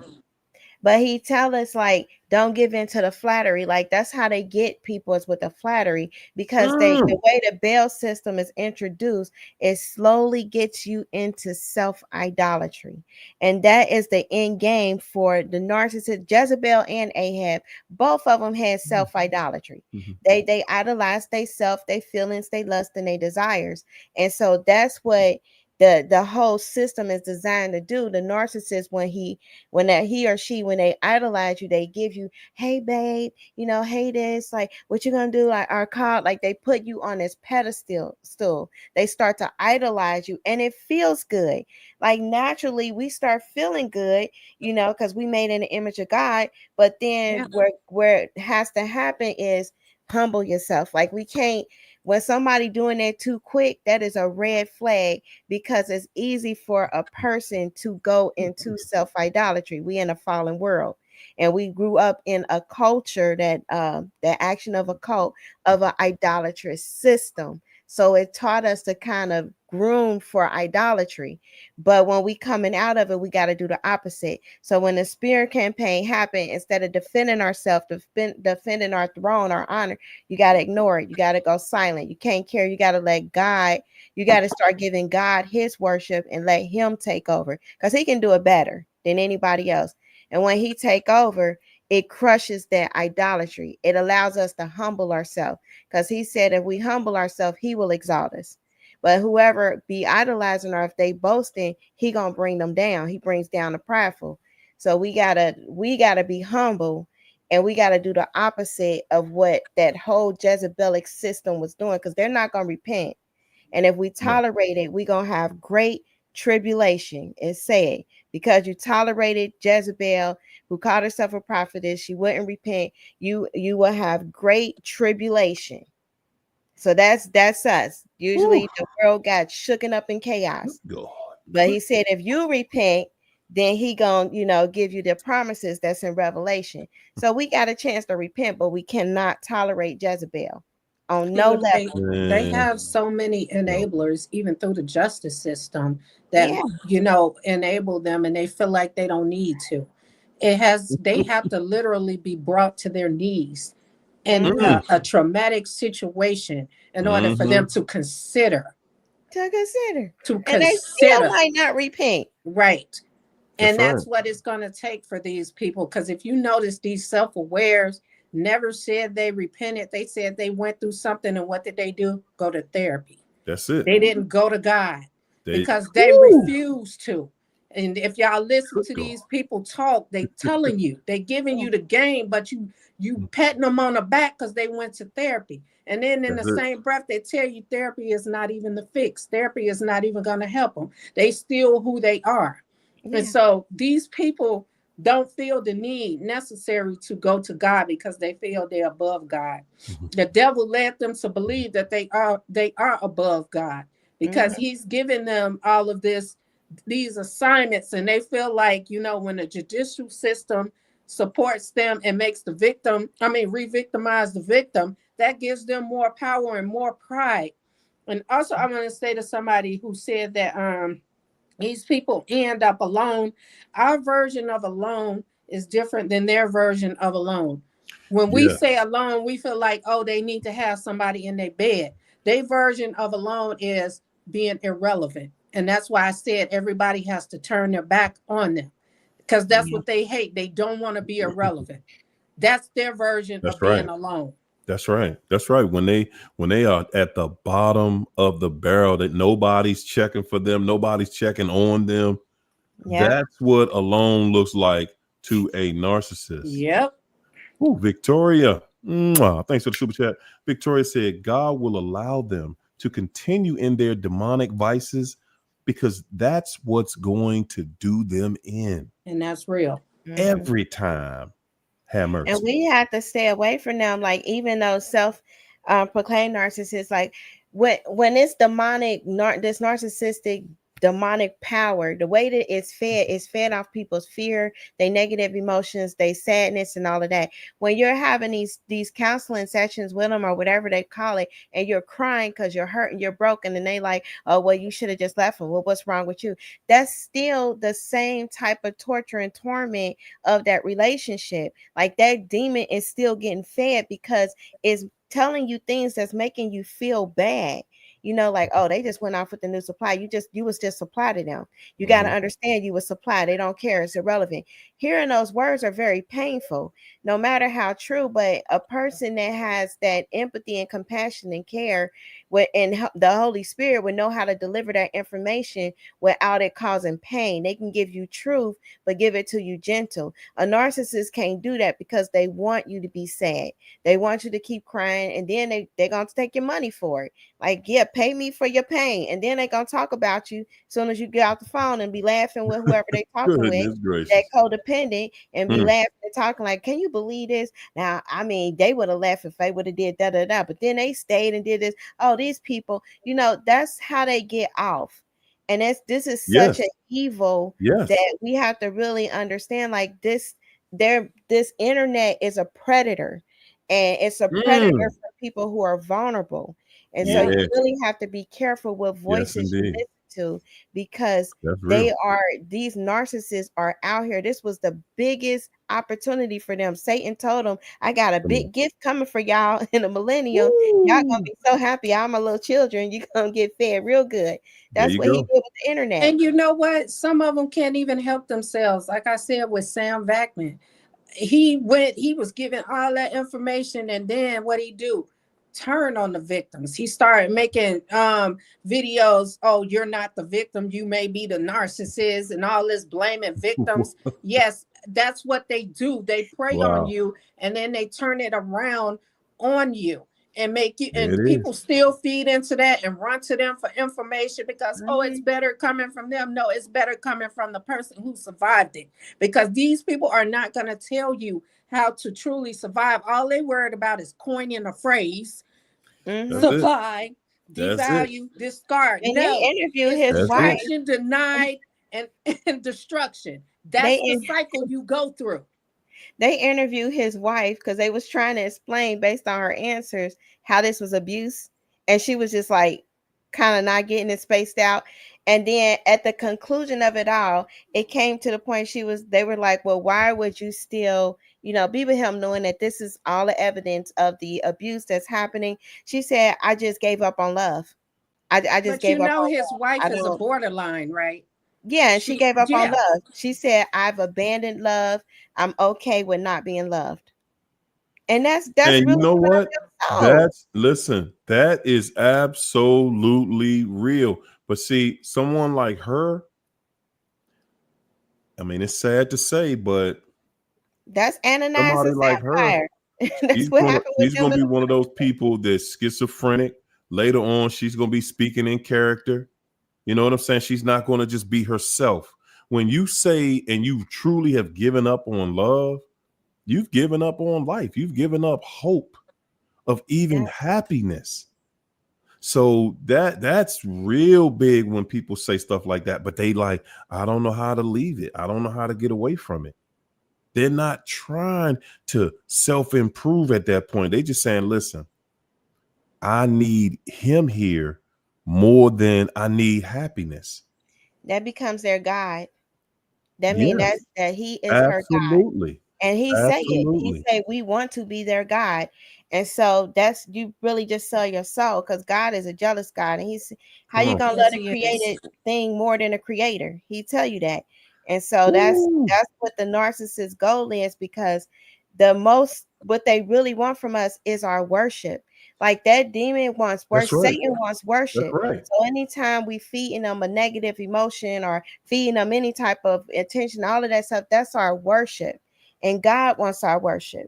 And that's the biggest battle more than anything else, is they want to feed us, infiltrate us, put us on a pedestal, get us hooked in, bewitch us, do the witchcraft. And then once they get you hooked, after that, it's your worship. And when they ghost you and all of that, you're giving them worship. You're trying to find out where they at, what are they doing. You're giving them the energy. They manipulating your emotions. That's your worship. So to get out of it, you got to do the opposite. You got to start giving God your worship. The more you worship God, the more you tangle from the narcissist. I want to answer Intensity and Kim. Yes, Lee and Leon are narcissists. Don't believe nothing they say. You asking about them? Yes, they are self-aware. The only one I can say who really give y'all a little bit more is Leon. He definitely tell what he done, but he don't get into detail. Like I said, I don't trust these people no farther than I could throw them. If y'all sitting there being vulnerable in front of people who don't want to be vulnerable to you. They admit they can't be vulnerable. There you go. But you're going and giving them your vulnerability for what? So they can get a high off of it. Y'all think they don't get high off of this just because they're not being sadistic and doing to you what your narcissist did to you doesn't make them any different. They have to behave. Remember, they are playing a character. That's it. That's it. Because you know what? You're right. If they're gonna say they self-aware, tell us how cruddy you are. Tell us how grimy and dirty you trifling. They love being a counselor, don't they? Oh my goodness, man. My ex, he a counselor. He just a self-made counselor. Man. Let's go Man. say that's what I Listen, do. let me get the last two super So many chats here. they be giving the mental illness, okay? Mm-hmm. Right. Somebody literally wrote me and said he literally gave them mental illness. A few people, Yeah. like they literally can do that. It's Hey, let me get it's to the very last two super dangerous out chats here. real Make quick sure here. you check the receipts. Mm-hmm. Dancing Lobster said, God gives all his children opportunities to step out and break karmic cycles. We just have to take this. We just have to take the step forward into reflection and growth. Narcs curse God for the cycle they trap themselves in. Wow. Wow, man. We got some people that are really creative thinkers that have gone through this and processed it and are able to verbalize, just different things that they've gone through. Blessed beyond measure. Thanks for that super chat. Said, after I was deceived and heartlessly discarded, I cried out to God to avenge out of pain. A prophet who was a stranger said, God said his word of judgment is over the man that broke your heart, and it will not be lifted. Whoa. Whoa. I heard that. I'm going to say this. When you are obedient to God, because being with the devil is disobedience to God. Okay. And I know because I was disobedient for many, many years. We want to see something happen to them people. Yeah. And again, I'm going to tell y'all, what God got for this devil, man, you don't even want to see it. You don't even want to see it. You think you do. I know we be thinking, I want to see this joker get it. Y'all can talk for yourself. You only want to see them feel what you felt. Yeah. That's all. Because see, when you're truly God's child and you accept God, you on God's side, you don't want to see anybody getting hurt, to be honest. Because God automatically lift us up out of that mud. Yeah, you think about the person every day. Yes, you do. Let's keep it 100. Yeah, they cross your mind. You ain't thinking about them like thinking about them trying to be with them.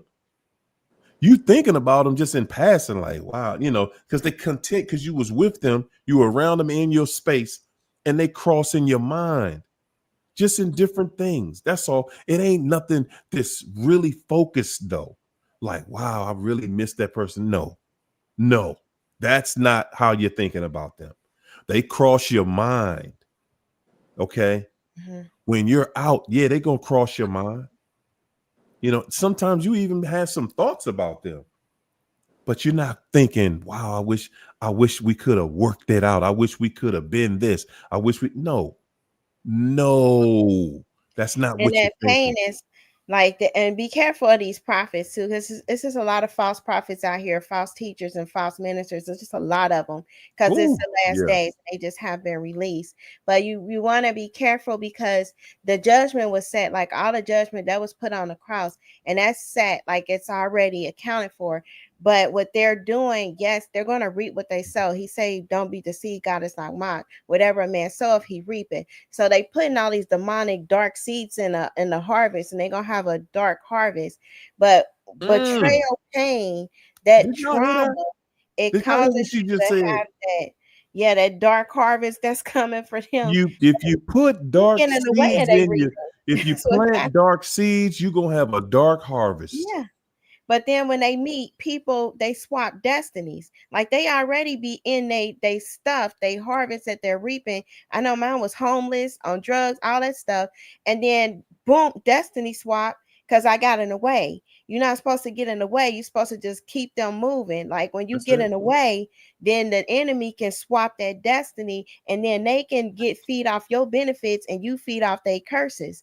But you got to separate and you're not supposed to be in that pond at all. Lead them in the dirty waters because they choose to disobey God. They choose to go against God. They want to be God. They want to be an enemy of God.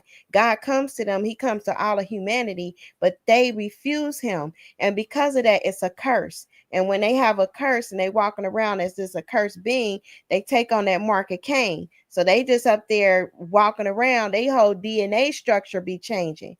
The more that you reject life and you curse life, the more your DNA start changing, taking on the makeup of death. And so that's why they be, walking around with the Reaper and all this dark presence and stuff, because they get more and more wicked. They practice it. But when we cry out in agony or pain and betrayal, and if you like know God and know the word, the enemy can really quickly get you into divination, because he can get you speaking out curses like, oh God, and you can put the word to it. Just like they do. The religious Jezebel narcs, they will put a word to something. They will come in an agreement. It'll be a total prayer of a destruction of somebody's life. And you would say, if we wasn't in a church building, I would think I'm reading a spell of a curse. Because that's what the witches do. They use the same that's the same technique. But some people might dress it up as a prophet in church. That's how Jezebel do. But you got to be careful, because it's out of the emotion of pain, and God gonna deal with them, and it's hard. I've said some things like, if you say it, you just gotta, God, don't let it bear fruit and repent, because it's hard. And that's why the enemy sent them. He sent them to turn people like vampires do. When they bite you, they turn you and you become a vampire. He was trying to turn each and every one of us into them. That's why he sent them. That last hour. And that's why I tell people, because that's what the devil want us to do. When things go bad in our life, what do? We blame God. And that's exactly what he want us to do. Instead of calling up on God, I told a lot of people, I said, don't talk at him, talk to him. Because if you talk to him, then he can move for you. He's not responsible for what's going on. That's the devil's doing. And and it's in the Bible. I'm not sure if it was Job when his wife told him to just curse God and die. That's exactly what the devil want us to do, is to curse God and die, to give up on the situations that we're in, because we, for some reason in the flesh, feel like these situations are unbearable. All it takes is a little bit of love and care for yourself to come up out of these situations. It's not hard. We think we need that person to heal. We think we need that person to take that pain away. No, all we need to do is love ourselves, and we'll take that pain away. And intensity 21 marks, I want to address that one. Yeah, like I understand what you're talking about with that. My mom and my grandma, they got some very Jezebelic ways. My grandma's more religious with it. And so, and they do recreate history, and it's very confusing because it almost seemed helpful. It really does. And it's like an ongoing struggle. But I always ask God, like even when dealing with them, the more that you communicating with God, the more that you will see they are not trying to communicate with you.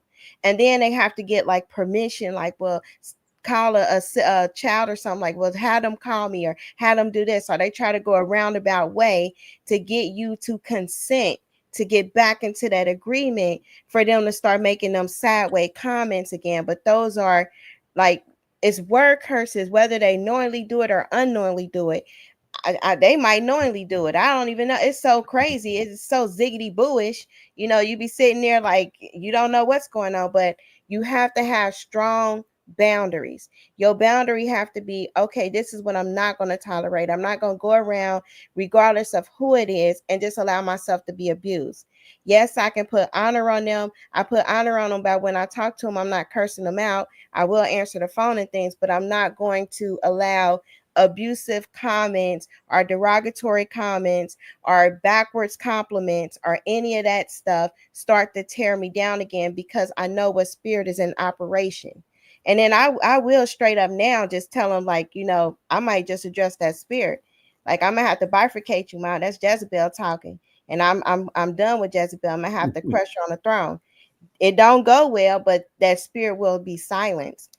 But that's how you have to be once you keep going through this. Like, once you crawl out the pit, man, you ain't scared of no demon. I don't care who now if it come out. What, You just you be good. like, what? Because Beelzebub. somebody throws some backhanded compliments at me, I'm gonna match that energy. Because they act like they don't have no insecurities and like they so damn perfect. Mm-hmm. Boy, you gonna go in there. Yes, indeed. Yep. You're gonna do some They will do self-harm that dealing with quickly. me. They will do Man, it the Remnant quickly. ain't no joke. The Remnant have been through some stuff. You be like, what? Come at me again, saying what you saying? Well, we've come to that time, boys and girls, ladies and gentlemen, where these young ladies who done been coming here and giving y'all this action-packed hour of nothing but the absolute truth about this crud ball that we call the narcissist. I say it's the devil.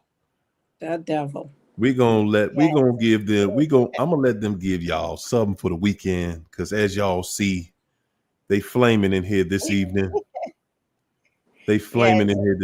So go ahead and give them something. Give them Even something. though they try to knock my truth out, but it's all good. Got to get back in there. But y'all want to, the one thing you want to take away is your validation has to come from God. You have to know, no matter what, that you are who God said you are, and that's fearfully, wonderfully made. He don't have bad thoughts about you. He love you because he is love. Just like Satan is hate, and the only thing him and the narcs can do is hate. God is love. So what he does, everything that he do is love. And we have to start understanding what love is, redefining that imprint that was falsely given to us by parents, grandparents, culture, or whoever. But it was a systematic love that was false. The real love is patient, love is kind. It does not boast. It's not easily angered. It's not envious. It keeps no records of wrong. It always protects. It always endures. It loves truth. It hates lies. So we have to understand, read 1 Corinthians 13, what love is. Redefine that in our heart, and then understand that no matter if no human being love us, we have a heavenly Father that loves every little thing we do and care about every little part of our life. And he'll make sure it go right, just like we would care for our children. Just better, because he would do it unconditionally. I be ready to slap the kids, but he won't do that to us. He loves us unconditionally. But we have to understand that he is that, and that is our validation. Don't try to validate the narc. Even if you try to chase a smear campaign, you still trying to get some validation from their narc Delulu land, from one of their characters or one of their NPCs. You trying to get some type of validation, like, well, this is what they said to me. Well, this is like that. What are we really trying to hear? We don't care nothing about what they think if they brainwashed by the narc. So we don't need them to tell us that you were right, you're a great person. God, we know we're a great person because God said it. He made us. And once we understand who we are in him, we know that we are a great because he is part of us.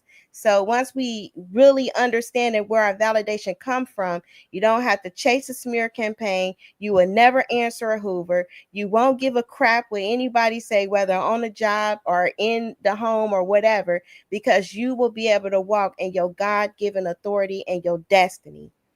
And pray for our men. That's all I can say. Because the men, we gotta pray for our men. I was telling my son that God made y'all the head. You gotta pray for them so they can go out here and protect. And don't get seduced by these jets. She said what she said. She said what she said. Come on, China. Get it to him. So I want to say this to you guys who are in the situation and, need to get out.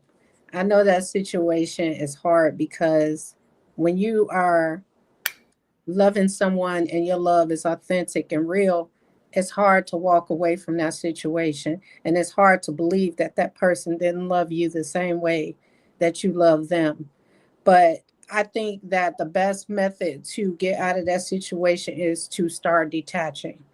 And the way to detach is to start loving yourself, because we pour love into them that we should be pouring into ourselves. We love them the way we should be loving ourselves. That's the love that we intend to give to us, but we want to give to somebody else because we feel like they're more deserving than we are. And so if you start pouring that love into yourself instead of people who don't know how to reciprocate, These people do know how to love. They just choose not to love you. And that's the situation. They know what love is. They know how to do it, but they made a deal that they wasn't going to love because they've been hurt. So they know what it is. Learn to love yourself and walk away from that situation because you're dealing with somebody who refused to love with a mind of Pharaoh. And you know Pharaoh's mind, he could not be moved. So you're not going to move a person who vowed to never love again to love you. You have to pour that love into yourself and love on you and move on from that situation and never let them back in because they're never going to choose to love you. They're never going to choose to love themselves. Love is not in their vocabulary because love means pain to them. Love means opening up to you. Love means being vulnerable, telling you all their insecurities and their secrets. And they don't want to do that because they know when you put that information, your information like that in their hands, that they're going to use it against you. And they're afraid that you're going to do the same thing. These people harbor demons that they deal with. And it's not just from childhood, it's demons of stuff they did to people that if they told you, you wouldn't even believe. Because these people are capable of a lot of things. A lot of them have bodies on their belt. And when I say bodies, I mean they literally took lives, poisoning people, getting rid of people that was a burden to them. And that's why these people can't open up because it's not that hard for somebody to tell you what they've been through in their childhood. They tell you that in the beginning. It's deeper and darker than that. And you need to get up out of that situation before you become one of their statistics. Yep. Yeah, y'all got y'all belly full tonight. You got that belly full tonight because these ladies was bringing it. They was bringing it. Do you hear me? Whew, boy, they make you work hard at the end. They make you work hard. They just put that pressure. These women are pressure up in here. Okay. I'm gonna start out saying that you can't serve two gods. You cannot serve two gods. You either gonna do right or you not. You can't serve two. You either gonna do the work of the good or the bad. That's the only option on the table. You cannot serve both. A narcissist chose the dark seeds. They chose that dark harvest. They chose emptiness. They chose lies, deception, deceit, anger, frustration. They chose to fail at everything. You can't be a devil and win. So I want y'all to take that out your mind, that a devil can win at anything. At anything. They calculated, they did the math, and they chose to lose because they could have did what we did. Yeah. They could have chose to win. But something inside them said, no, y'all can have that. I like this. I like lying. I like being deceptive. I like making people upset. I like seeing people hurt. That's what they chose. They didn't choose life. They chose the opposite.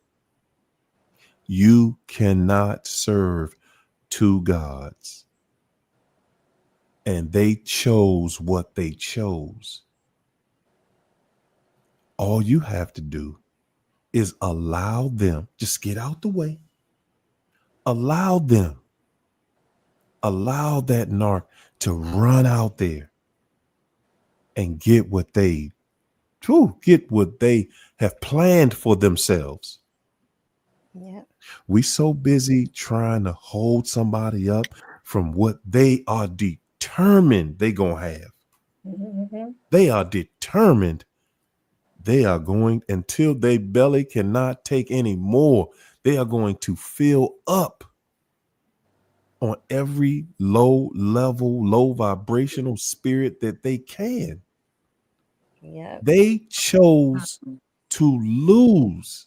They chose to be in pain. They chose to listen. They chose to be on fire eternally.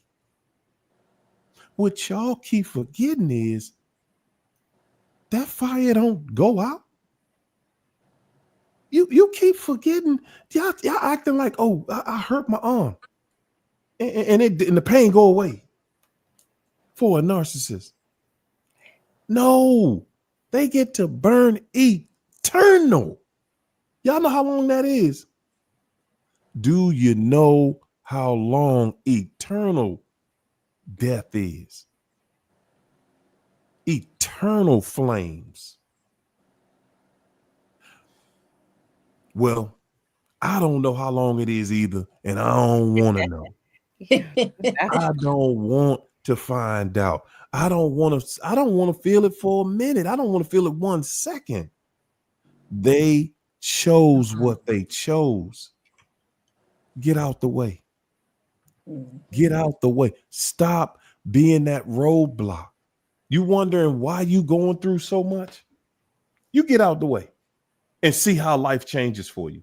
Get out the way. Stop feeling like you got to talk to them. I gotta confess everything I did. I went to the store and I was in line and I was thinking, I was counting my change and I was hoping that this happened. And did I forget something? And then I said, I know you gonna want something. And then stop feeling like everything you do, you gotta explain the whole situation from the day you was born. You just described me to a T. Everything they ask you, they didn't even hardly ask you nothing. You want them to volunteer information to you so bad that you tell them your life story in everything you talk about. Mm-hmm. And they give you nothing in return. No. They give you nothing because they have nothing, because they are nothing, because they know who you are. They know where you are. They know you're compassionate. They know that your heart actually gets pleasure from seeing them happy. Yeah. They know that if nothing else, I can keep you in pain if I just appear to be in pain. I can keep you in pain if I can just appear to be in pain because I know you love me. Be careful about who you love, people, because they already know that for somebody you love, you are willing to do anything to please that person. And they know this. Yeah. You are willing to do anything. God woke you up today. Did you thank him? God gave you a life. God gave you a purpose. God gave you a will that was so strong that you can do anything. Did you know that? He gave you a will that matches his. What gave you a will that matches his? He gave you a will that meant you could do anything, any and everything you want to do. Guess what? It's only one requirement. You got to believe it. You got to believe that you can do anything you set your mind to. That's it. All you got to do is believe I can do it. I can do it. I promise you. I promise you. God got you. I promise you. God got you. I promise you. He can't lie. He can't lie. He cannot lie. He can't back off what he promised us. Everything that you want is yours. All you got to do is be willing to do the work. It's yours. You cannot fail. You hear that?